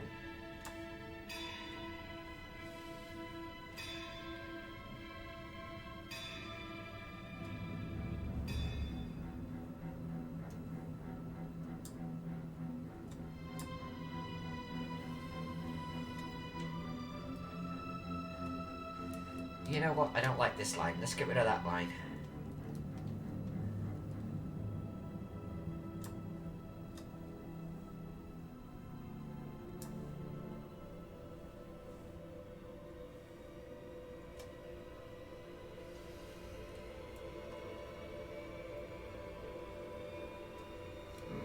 Yeah.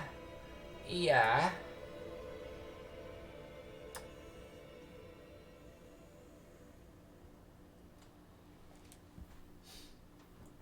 And all of this is going to get flagstoned. We'll make it stand out. But then the bits in between, all around, are going to be this lovely green lawn. including. So we've got path, path, path, path. Path, path, path. Oh. Oh, there's a path that kind of comes down the side here or something. This actually does this. And there's a path that actually comes right down the side here. Alright, and all of the we're gonna make the paths pop.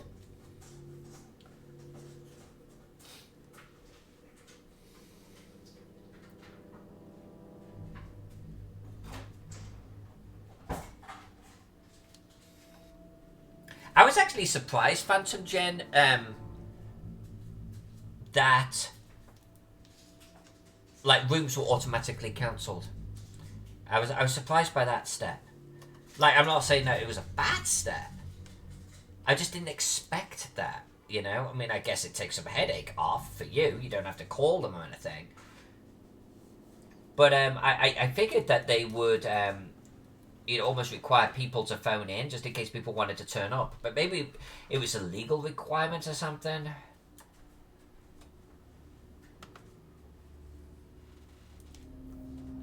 Hello, love of my life, apple of my eye, pear of my heart. Kumquat of my loins? No, no, no, no, okay.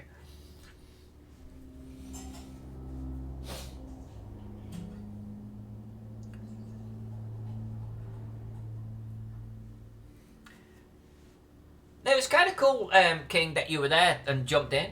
I'm sure everyone is extremely appreciative of rolling up your sleeves and getting involved, getting stuck in, son.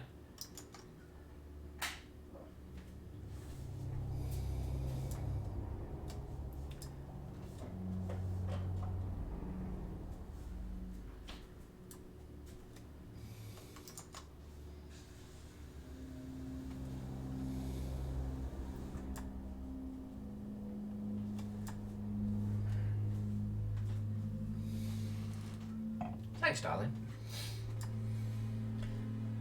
I think this is... Well, no, at the back, modern day, it's a freaking parking lot for cars, so we're not going to worry about that. I don't like that.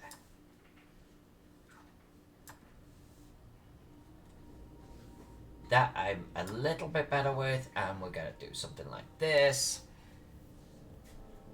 Something like that. Something like that. There's probably...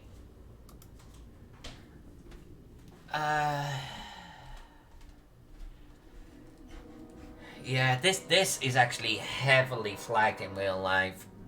And they park cars and shit all the way back here. I'm not sure we're gonna do that. I'm not sure we're gonna do that.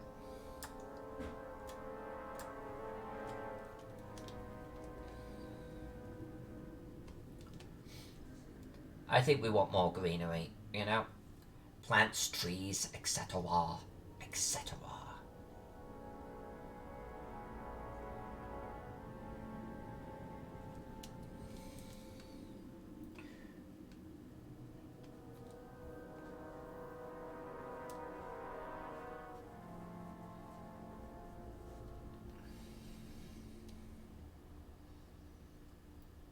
Okay. Okay.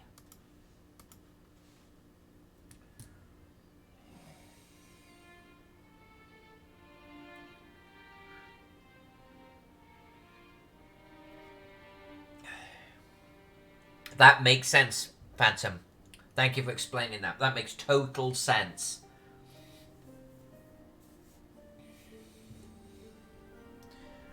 And actually, Zach and I were talking about you the other day, Phantom, in the context that your job will let us all know when it is not safe to fly.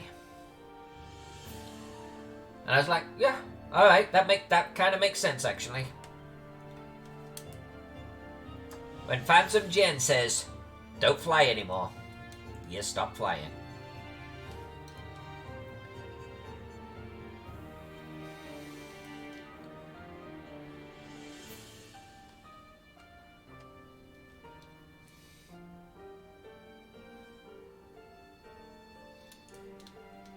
So what I'm going to try and do now is I'm going to try and actually get to Skeeter's 50th and their renewal of their vows. I've got to check out my plane flight and see if I can get it refunded or at least credited. And then I guess I'll go from there. I'm going to see if I can actually make arrangements for Skeeter's thing. And I didn't think that was going to be a thing.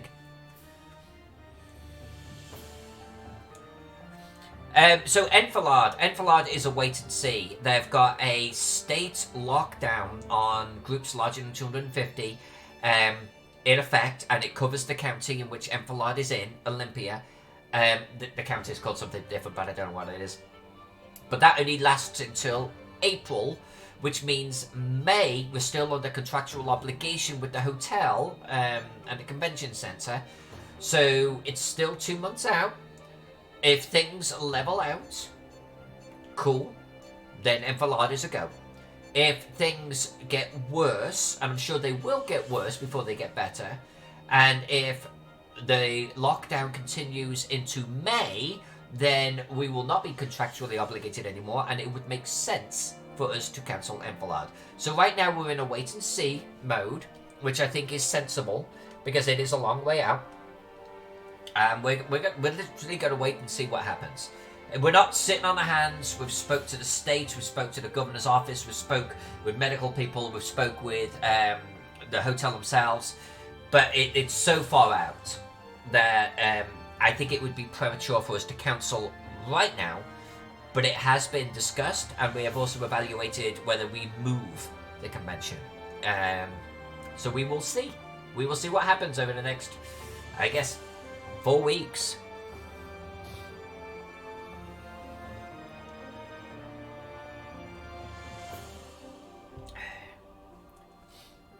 Phantom, I really want to go. Honestly, my biggest disappointment with GaryCon was honestly the people and the social interactions. I was really looking forward to them. Like, a lot. And I was very disappointed that GaryCon and Skeeter's thing were so close together. There's no way I could have actually, with a straight face, gone to my boss at work. And she's a fine boss. There's nothing wrong with her. There's no way, though, I could have gone to her and said, hey, I need time off here. And by the way, a couple of weeks later, I need more time off. Because we've got a lot going on at work. And I'm a pretty pivotal player. It just would be taking the piss, using an English phrase, you know? So I did. Plus, I didn't actually. I've got more vacation time now. But I don't have enough vacation time to also do that. So now GaryCon is, I'm probably not going to use that vacation time there, and I should be able to move it, or part of it. Just I need less of it now for Skeeter's thing. I've got the details from Jen, and I guess we're going to go from there. It's all about the flights now. Can I get flights? Can we get there? Can we organise it? You know.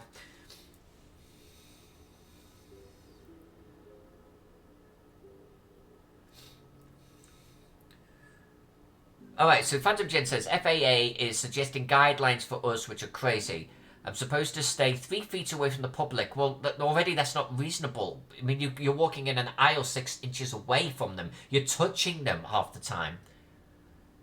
Private transport, stay in a hotel room and order room service. If a hotel does not have room service, eat in a hotel restaurant. But don't go outside. That's stupid. That's stupid. It's like the FAA is like I've never seen a plane, like I've never been on one. That's ridiculous. Even I know that's ridiculous. That literally makes no sense. Stay 3 feet away from the public? Are you kidding me? Alright. So we're just going to cram all of the stewardesses over here in the cockpit while the passengers like board themselves, and then no one's ever... We like throw drinks at them from the cockpit area? That's fucking stupid. Bloody ridiculous.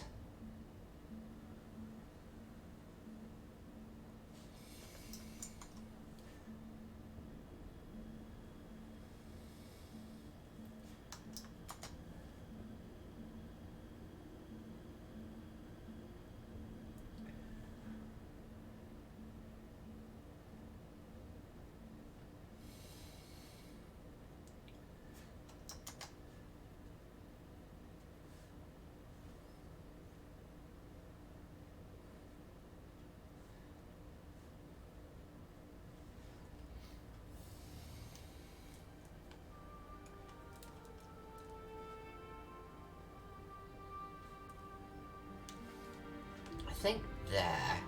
We're going to soften off that join with a tree.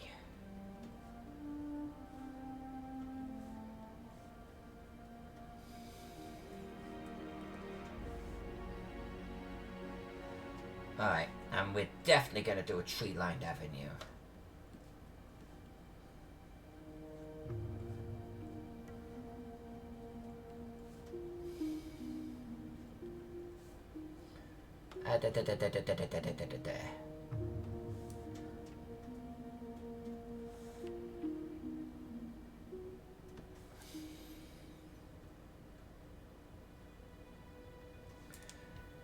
Alright, let's zoom out a little bit.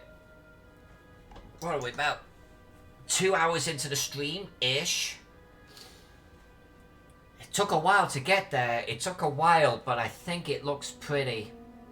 What I'm going to do now is copying the real life inspiration. We're going to give a nice canopy or... Canopy? Canopy of trees? A throng of trees. A whoop of trees around this property. Like so. A gaggle of trees.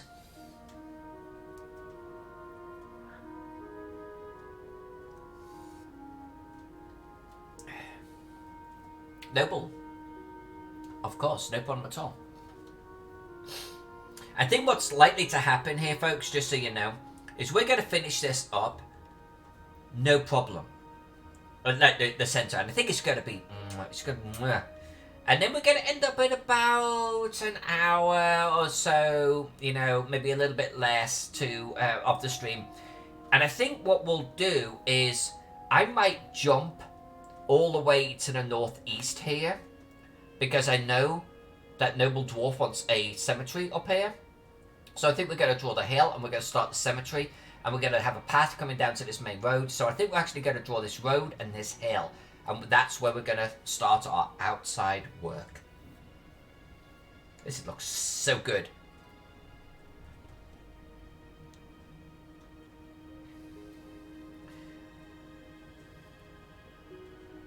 Sorry, Jen, I got distracted. Now I can imagine you sort of saying, poop, poop. Hey, I got a snack. Hey, I got a snack. I wanted the pretzels. Boop, boop, boop. You want coffee? Go.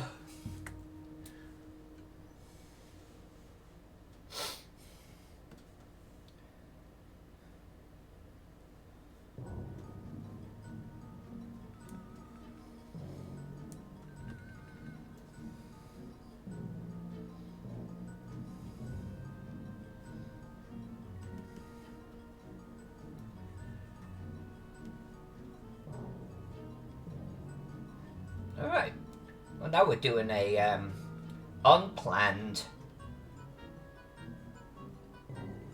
exercise in drawing trees the Faden way.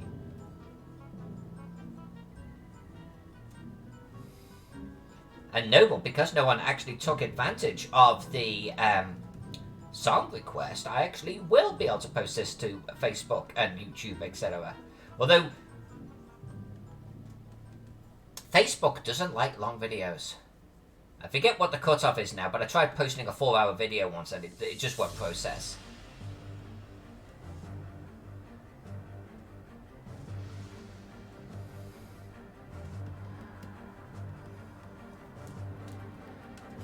Alright.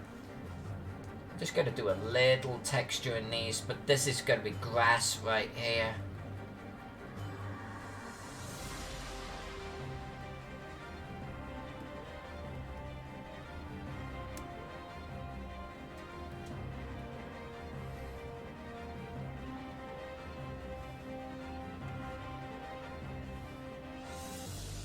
And I want to try and keep, actually, a lot of this as grass. I want this to feel manicured.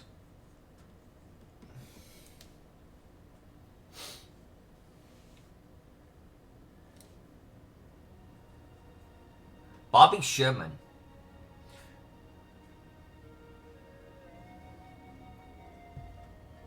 "20 minutes, okay. And they do say between 20 and 30. is what people like to watch on YouTube. That might be a good sweet spot. And what are you dealing with here? About 10 hours per video?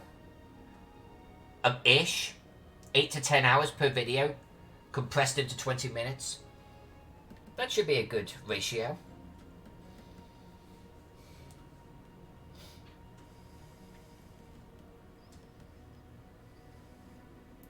I love this pool with the fountains. I love that. I think we're actually going to colour that with the fountains actually working. I've never actually done that. We will do it together on stream.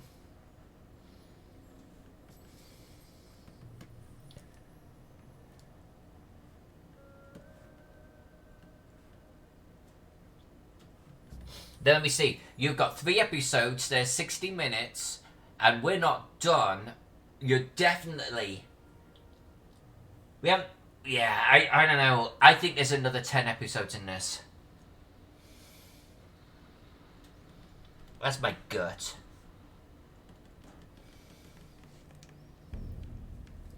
Okay, I think that is our palace. I think that is our palace. Are you not entertained? Are you not entertained? Thank you for the donation, King Bashman. That is very much appreciated.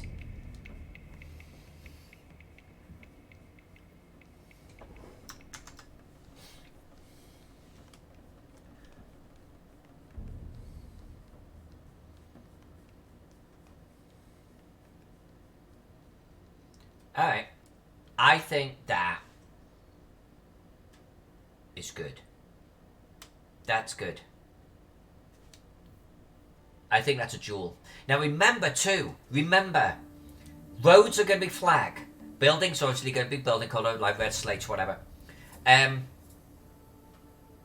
this whole centre, this is temples, white, gold, gardens. Lots of gardens here. So green, coming up on a hill. Shadows from the hill onto this jewel at the top, which is going to be gardens. We've got this water feature with the fountains and this beautiful red slate tiled roof right here with all of these little towers. And imagine the shadows coming off these towers and everything. That is going to be a gem in the heart of our city. That is going to be gorgeous, I promise you. We might even start colouring with that location, because I think it's just going to be just so good, so good. Sometimes I draw part of a map, or I start colouring part of a map, and it's not big and heady thing. I don't look at it and go, yeah, I fucking rule. Although I do, but not because of the mapping thing. I'm fucking awesome as a person, if you fucking see me. But I digress. It's the Roman thing. That's what makes me awesome. I can't help it. It's in the genes. I mean, I'm sorry. But that's to one side. The map, occasionally, I will do something on a map and I can see it. I can see what it's going to end up looking like. And that and the marketplace and that little park are gonna jump off this map. I promise you when we're done with it. And the other thing is that little tree in the slums. That is also going to jump off this map. It's going to be the type of thing where you look at it and the eye is going to go boom, boom, boom. You're going to see them. They're going to be these little focal points. And it gives me tingles. Gives me goosebumps. Alright, let's save it right there. Last laugh, humble as fuck. AF. AF, humble as fuck. That's me. Awesome as fuck. No, that doesn't work. Stop fading. Stop. I only play it being big-headed, because in real life I'm not.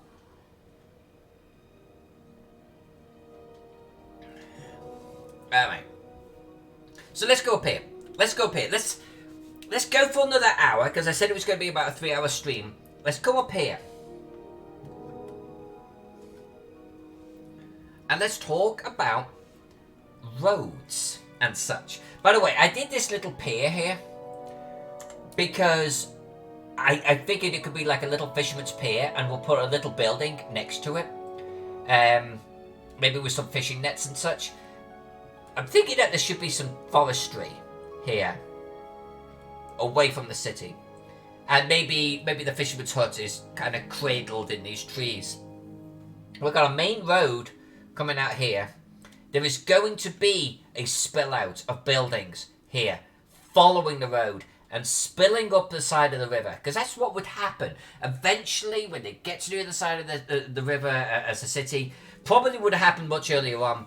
It's going to spill. Now, the major docks are down here, but they've got some docks that they'll have some small warehouses and industrial buildings, etc.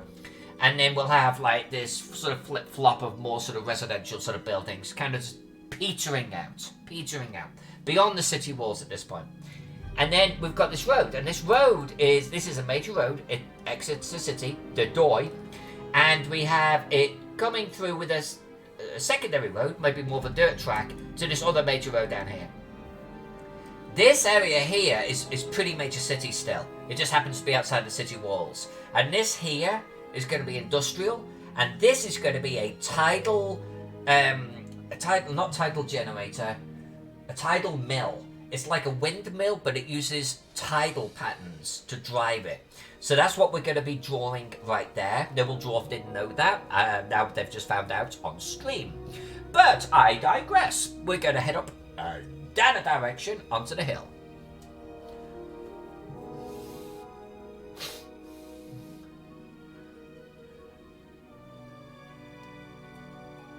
Jack's the most humble person on the planet. Jack is like, he takes humble to a whole new level. But he does so in a way that doesn't seem humble. It's just, you know, if there was a black hole, then you took black hole and put it as a person, so there's just this absence of everything. Jack's ego is a black hole. It's just, it's just not there. It doesn't exist. It's just, he exists. And all you get are these positive vibes coming off him continually. I think that would be fair to say. Event Horizon Jack, yes. Hey, box office, hello, we're talking about you.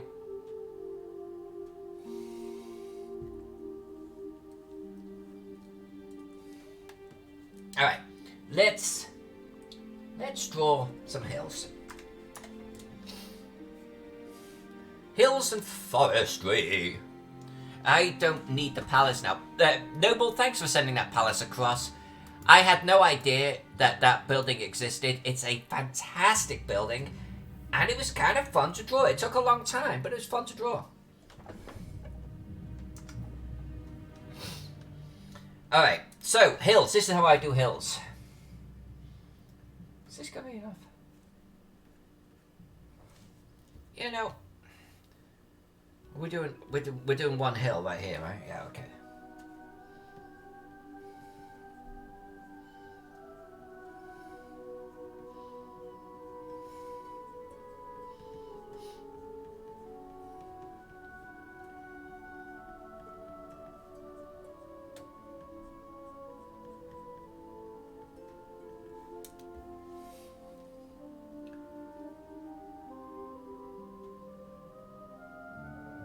Oh, okay, Mr. Dandy. Okay, let's see. Yeah, you said you were going to introduce me to Mr. Dandy. Everyone, please meet Mr. Dandy.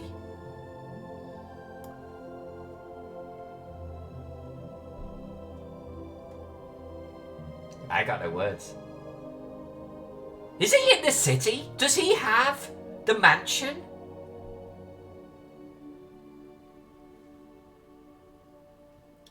He has a monocle. He has a monocle and a top hat. Is he in the city?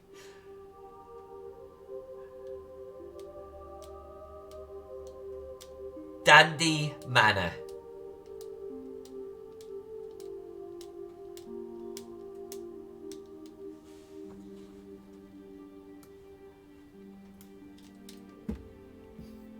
Mr. Dandy lives if I'm not mistaken, right there. Right? Where did that? There we go. Mr. Dandy lives here.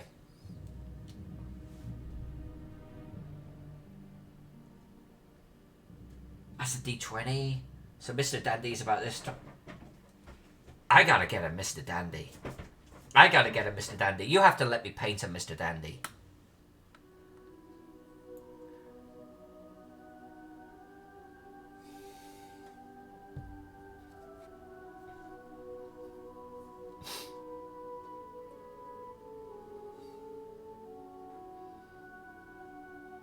Oh, he's got something on this stalk over here and here. Oh, and here. What are they? They're like little cuffs. And he's got a bow tie. Bow ties are cool. I guess it's not. It's a carafe, right? I think it's a carafe. That's a carafe. Carafe? Carafe. Someone help me out. Pats. Spats. This is a carafe, right? Holy balls. Holy balls. I should just end the stream at this point, you know?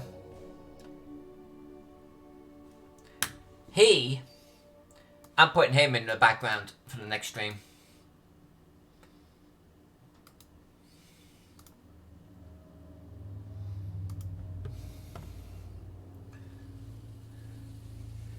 What's no? No, I can't put him in the background?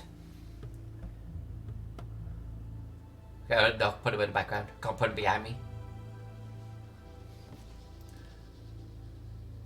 Oh no, it's not a carafe. Carafe. Kawaka. What are we drawing? I don't know. She's lost the plot. No, don't end the stream. We're not ending the stream. It would be a highlight to end on, no? Oh, now I want a Mr. Dandy sock puppet.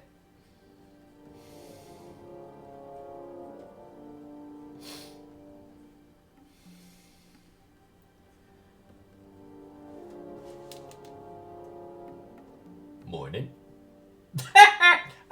Okay. Yep, alright.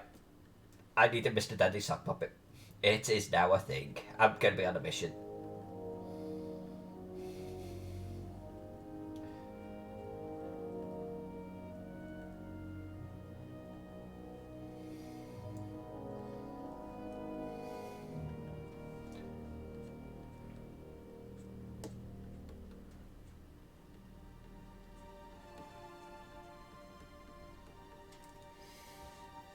This will take a little while. My apologies for that. My style, my approach to hills tends to be fairly slow. I like the result, especially when coloured and painted and shadowed. But it does take a little while to do this part of it. And it's going to be a little bit of this because as we get into the outer part of the city, there's actually quite a few hills. I'll try to actually do a lot of this off stream because we're actually, you know, doing a lengthy stream today.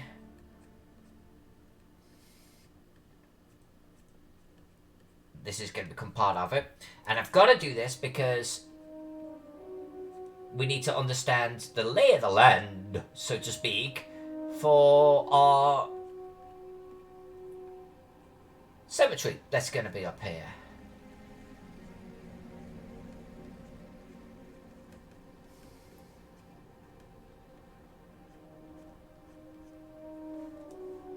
Let's make it a little shallower here. So it's not less bluffs. I think some bluffs are good, but let's not have too much.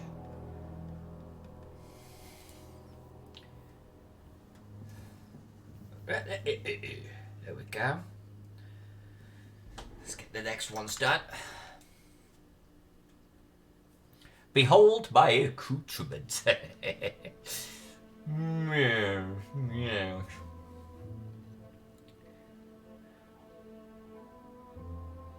I'm with King Bassman, by the way. We all need a Mr. Dandy mini in our life. Please tell me at one of your future cons you're going to have Mr. Dandys available.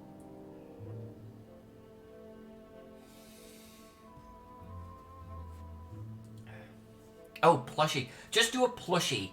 I'll get a sock button. Although I need this ability. Hello. Eyes go.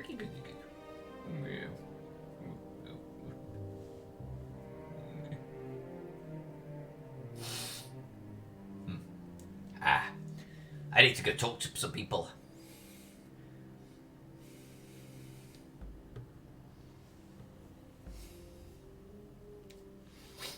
What is the plan with the dragon dice, by the way, Noble? Advertise yourself, my friend. I mean, what is the timing of that? Is this going to be something that's available on your site? Is that the general plan? I assume yes.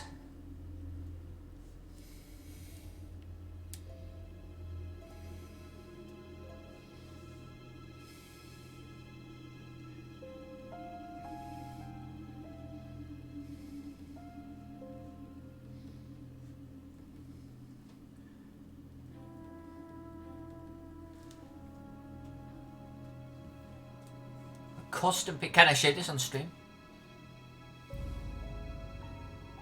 Dude, you giving out custom pieces? Where's our custom piece? Where's our custom piece? Dude.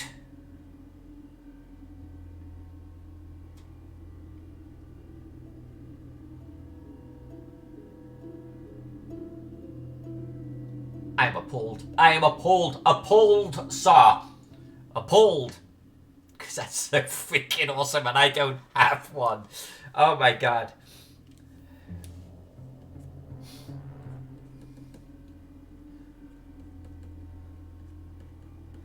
NobleDwarf.com, folks. NobleDwarf.com. Contact them today for your dragon dice and tell them you want Mr. Dandy.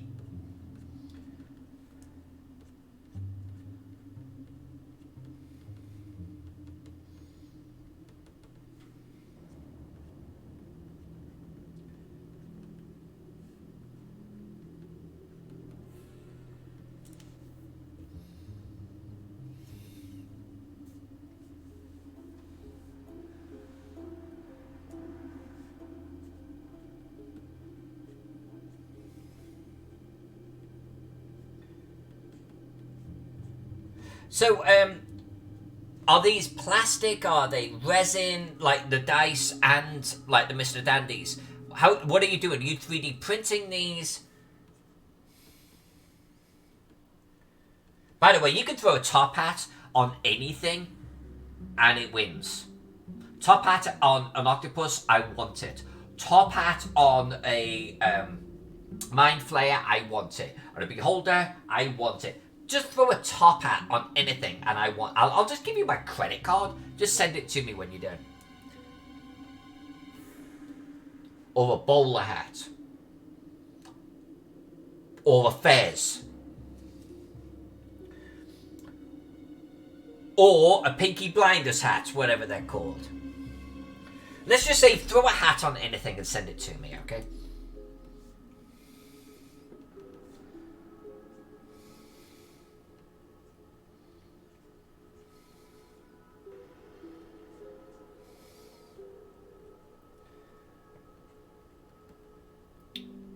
Here's a beholder. Okay. With a bowler. I mean, come on. Here's a flail snail. Lame. With a fez. Want.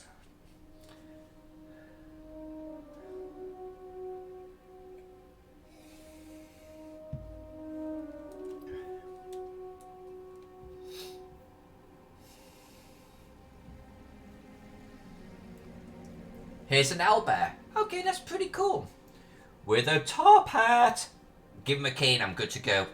Here's my check. Hat on every flail.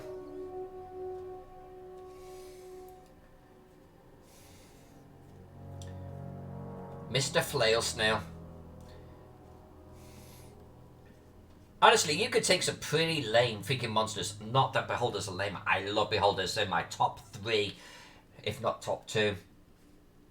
But you could take some really shit monsters. Throw a snazzy hat on them. Give them a little dicky bow. I'm sold.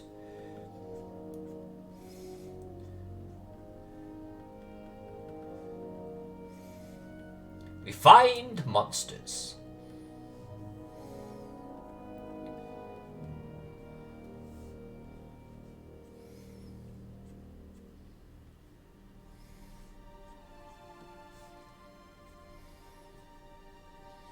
Gentlemanly monsters. Yes. Yeah.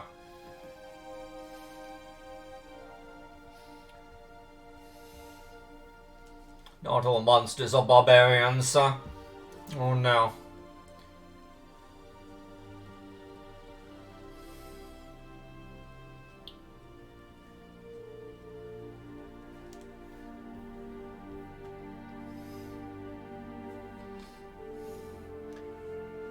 Oh, hey, Noble Dwarfs just hit us up with the... Noble, honestly, I love you, man. I really do. Awesome having you in the chat so much. You know that. And, oh my fucking god, what did you just share? Are you shitting me right now? Look at this!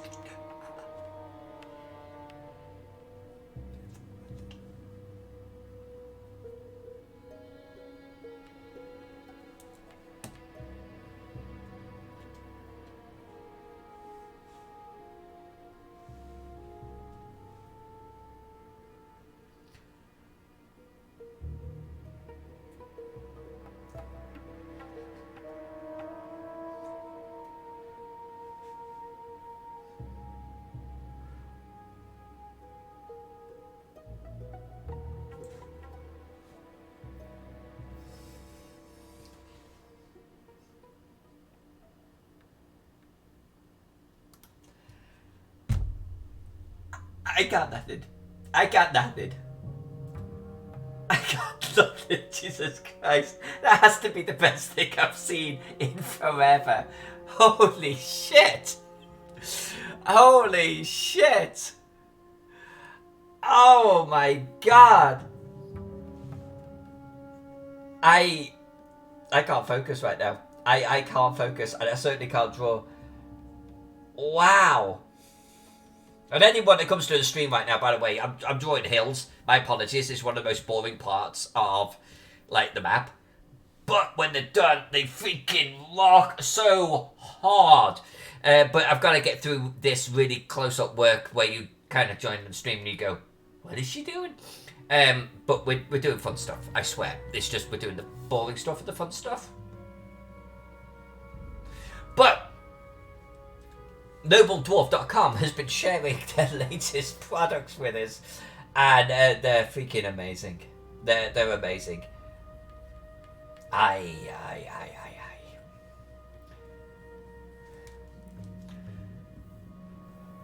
I'm never going to be able to look at a beholder the same way again without imagining little Christmas hats on every single wickle eye, wickle fella.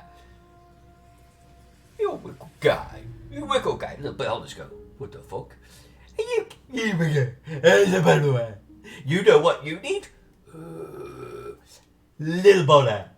And a little bowler. And a little bowler. Yeah, I'd get fried so fast.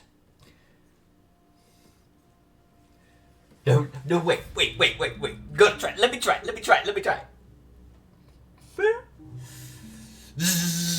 Yeah. But then afterwards he'd be all like, well, actually I kind of do look kind of stylish. Woo.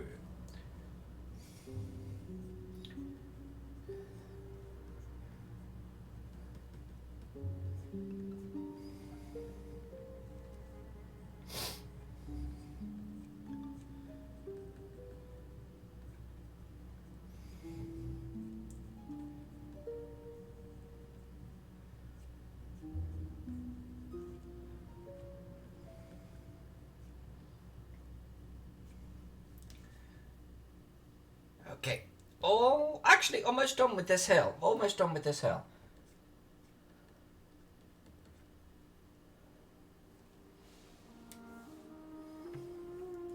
Well, Noble, you had just of a good effect sharing them on the stream, and I'm glad that other people got to see them as well.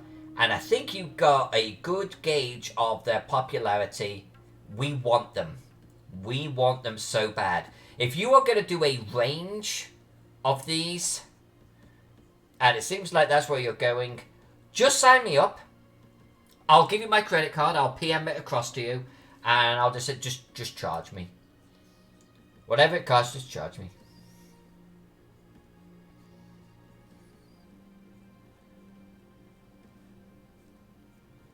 And I think King Bashman at least is on board with that.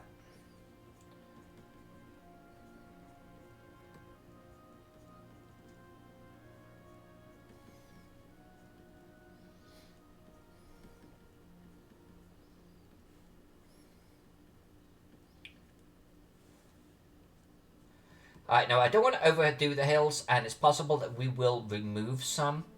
It's going to be really down to how big our graveyard is. And the layout, I suppose, of the graveyard. Because we might end up having to remove certain sections. Like, if I want to draw a graveyard here, then I'm going to need to remove some of these details that I'm drawing right now.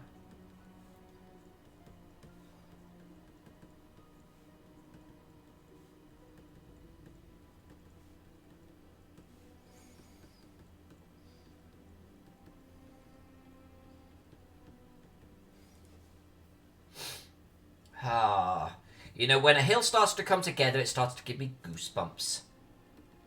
I think part of it is because I can actually imagine it with shadows on it. Well, I think that's mostly it. But, like, when coloured, and when it's got the shadows on it, it's, really, it becomes elevated. You know, it becomes a 3D part of a 2D map.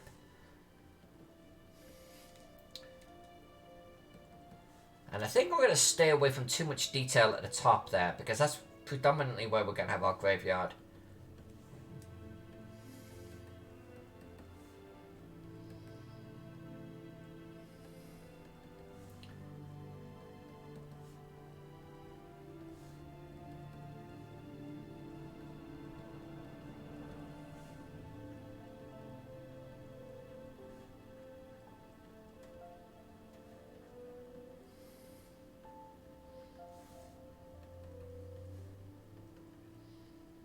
Okay, let's zoom out. And then I think what we're going to do is we're going to delete the trace hill, and we're going to draw the road, and then we're going to connect the road to where the graveyard's going to be. And then I don't know if I'm going to do trees or graveyard, but we're going to see. Okay, huge Christmas release for them. Let me know, loop me in, I'll pimp the living crap out of them, okay? Christmas themed, not a Christmas release date. Okay. Yep, you've got basically two fans right now, at least in me and King, and I think everyone on the stream is interested. You just put a Christmas hat on a beholder. There's my money. There's my credit card ticket. 3, there you go, Mr. Bell. Let's delete these guys up here. No, don't do that. Let's do this.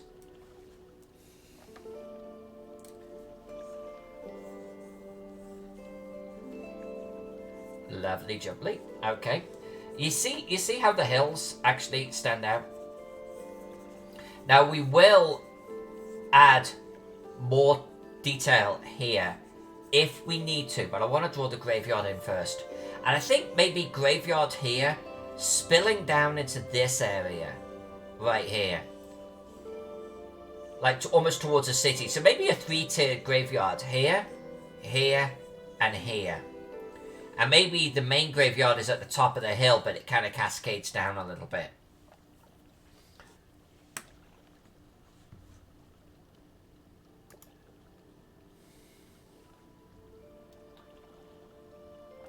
Alright, Noble Dwarf. I was wondering about that. And King Bashman, basically. Representing all of us. But yeah, you gotta be careful with the whole suing thing, because it will come at you hard.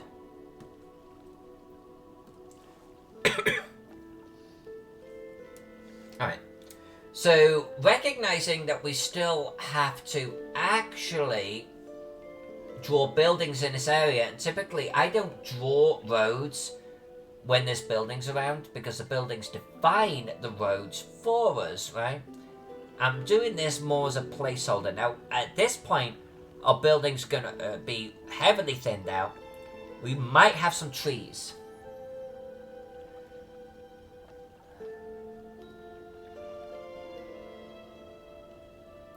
But here, I think we're gonna define these roads with buildings. So I'll get rid of this road bit.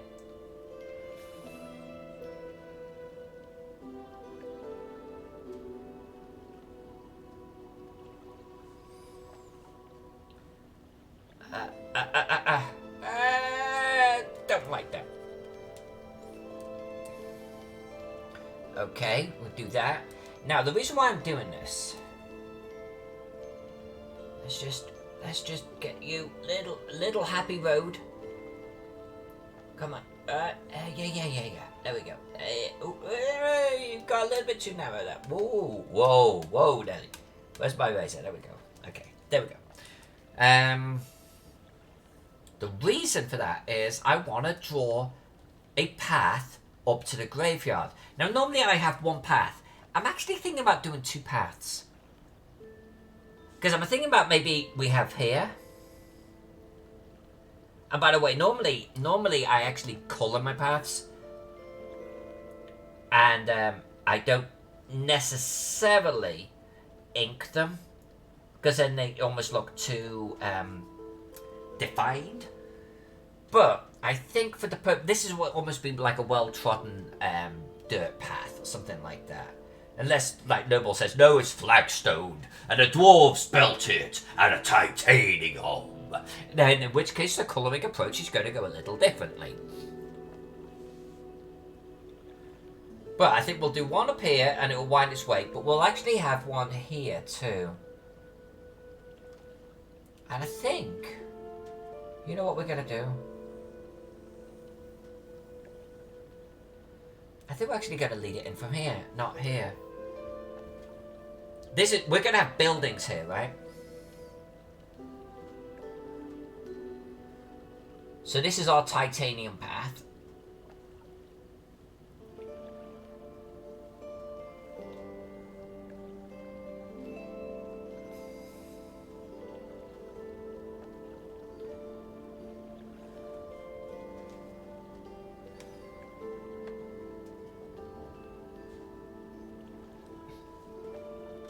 Let's just soften it up a little bit.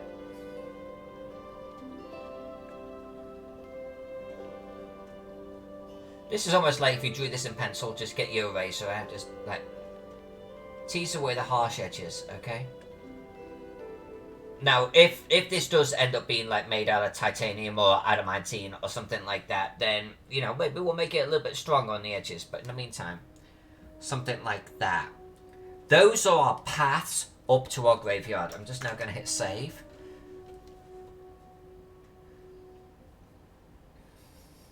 And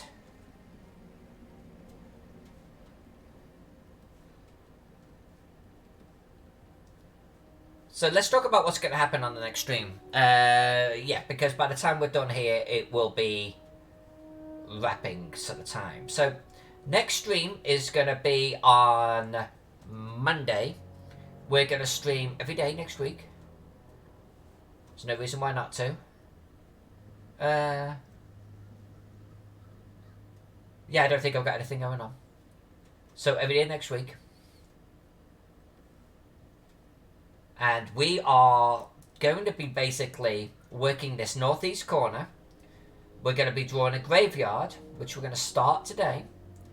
And we're going to be doing maybe some trees, etc. up here. I like trees on the edges, unless there's a good reason not to. You know, if there's a salt marsh or something ridiculous there. Come on. Come on. Come on, you little beauty. Yeah, man. You can do it. Now, the reason, what I'm doing there, and we're going to continue it all the way, and we're going to do it on this side too, is I'm just basically creating a little riverbank, okay? I don't like just using the black line of the river itself. I like there to be a little bit of texturing on the side, and maybe we'll even add a little bit of scrub there next to the water line and so on. Now, of course, there will be here...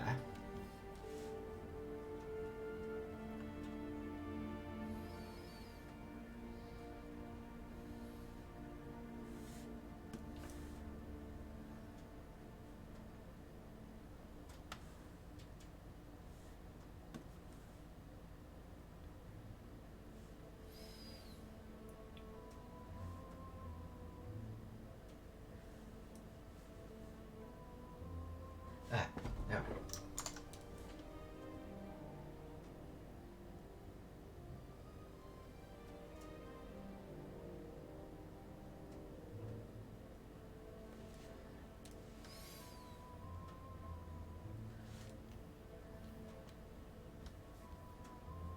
Alright, we're going to do a little farmer's place right there. It is a small building, but that's about, I think that's about 20 feet across, so that's probably about right for a hut.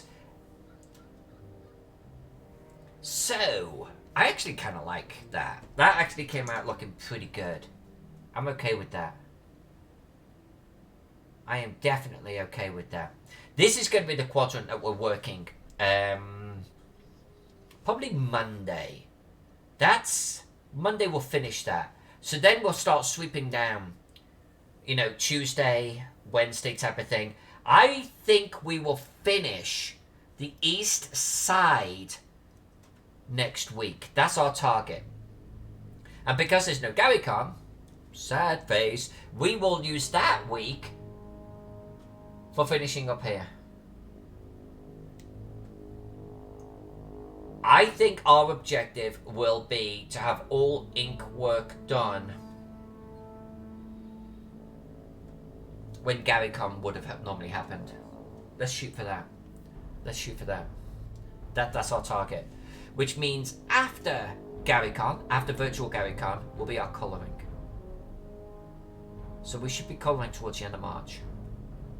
And we will finish colouring in April. That's our objective, okay?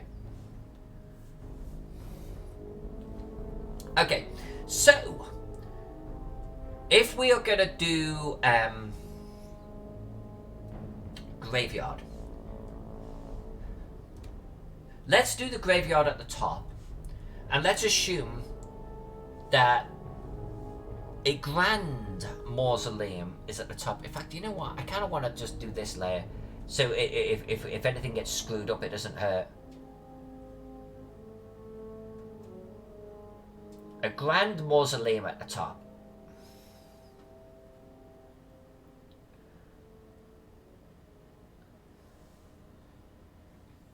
And then there'll be some kind of like, you know, path down.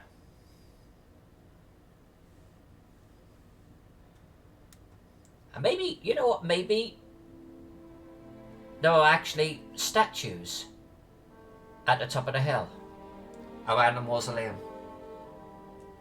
Then further down on the next layer, maybe it's a family hill.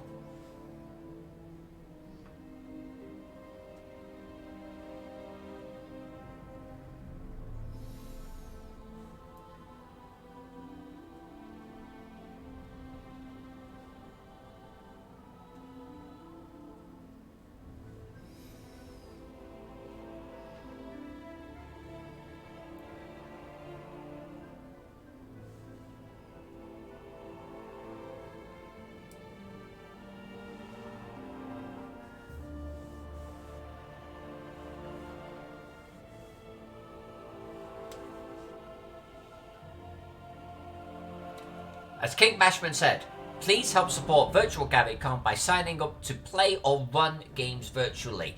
Either way, you don't have to run them, play them, because it will help be one small step in helping ensure that main con continues next year. And it will continue next year, but let's bridge that gap. right? So let's make it popular. I'm gonna be doing some seminars. Gary Khan, virtual Gary Khan, okay? Sign up, play games, go to the seminars, participate. Let's make it a success. Alright, so what I'd like to do is typically define my edges of the graveyard before I ever actually start drawing graves.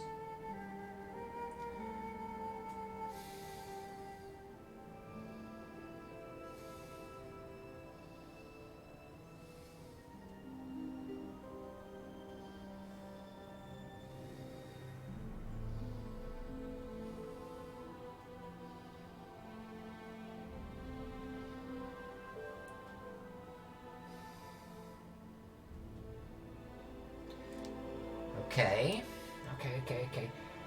Noble, are you still around? And if you are, how large is this graveyard? Is it small? Is it medium? Is it ancient and huge and sprawling with areas that are overgrown? Because that's how I'm intending to draw it.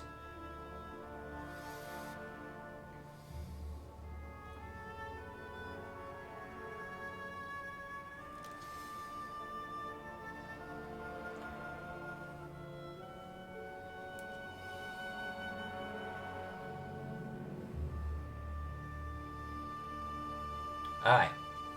Then that's what we're going to do.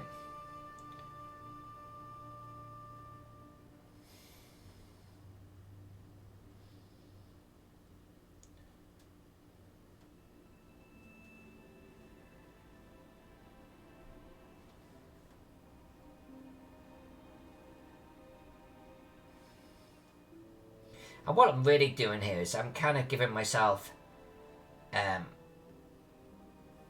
a draw area, right? I'm telling myself that here is where I'm going to actually do gravestones, right?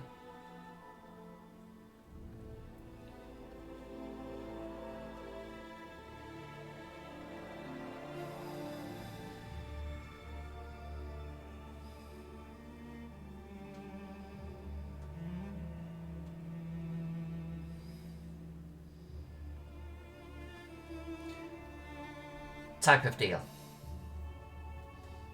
So Noble, you have homework. Before Monday, think about this graveyard and if there are special tombs that must be in it. Although I'm going to draw some special tombs just like that one. But if, for example, you have an old vampire lord or something and it needs to be hexagonal and it needs to have an interior garden and it needs to be 100 feet across, or there's a sphinx in here, or there's a pyramid in here, tell me. Because that is what we're going to be drawing on Monday. You don't have to go crazy, and it might be, no, just add some points of interest. And that's enough. I just need to know.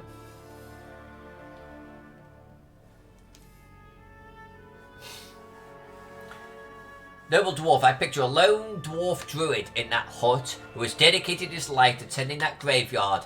Ah, but it's far too much for one dwarf. I like that. I like that. That's the story right there. I like it.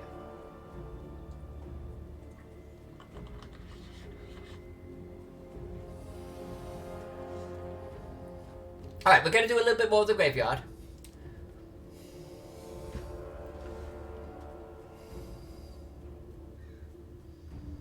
You can see why I left these gaps now in the hill. Because I was figuring that we would have to come up here with some kind of path.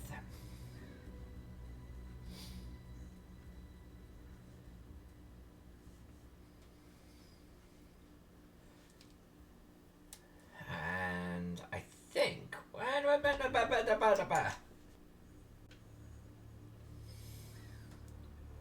Come on, you little pretty. There we go. No, it's my... no, it's still quite small. There we go. Good. I will colour in more paths, but I definitely want to give myself some parameters, as they say.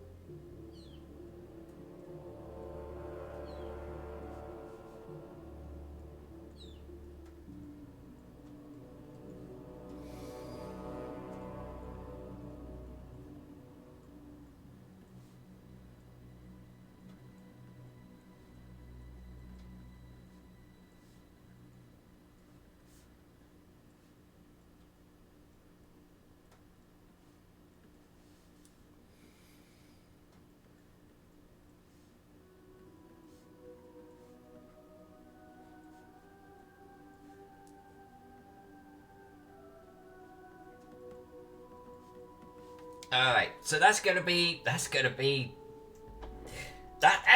actually look really kind of awesome. Once you kind of cover the majority of, and that's the thing about how I approach my maps. I kind of do a lot of my own texturing like this. Because that's what it is, it's visual texture, right?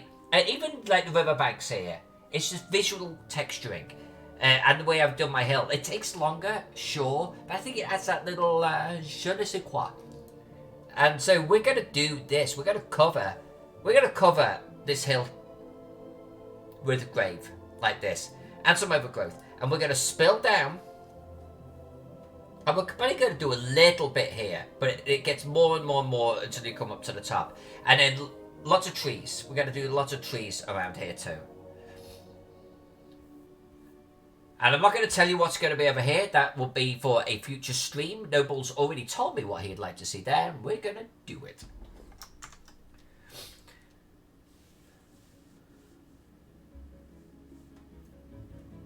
Congrats, Noble, King Bashman, for selling out your Tomb of Horrors game. Alright. I think that's the end of the stream right there. My energy levels are beginning to peter out. And I think we're at a point where we can start Monday's stream with Graveyard. So what we did today is we spent most of the stream doing the palace. But she looks beautiful. And she's going to pop off the map when she's coloured. That was great. What a visual reference you gave us, Noble. And then we've started working on this area up here. There we go. And we're going to cover the hill with a drape of graveyard, ancient graveyard, overgrowth, trees and shrubs. And it's going to spill out over the top of the hill, and it's going to cascade down the side of it. That is going to be our focus for Monday. We should be able to finish it Monday. And it's going to look... it's going to look awesome. King, just give me the dice, when we next meet, like if you go to Gamehole or something. Don't worry about it. It'll be fine. But we'll figure it out. And Noble... Of course, I will give you an updated image right after the stream, my friend. You'll have it within 5 minutes. Love you all. Thanks for hanging out. Every single one of you rock so hard. This map really beginning to take shape. So I'm going to end the stream. Last reminder to you. Sign up to play virtually Gary Con or offer to run something virtually. Let's make Gary Con virtual a success. Love you all. And I'll see you Monday evening, graveyard time. I'll see you then. Everyone have a great rest of your day.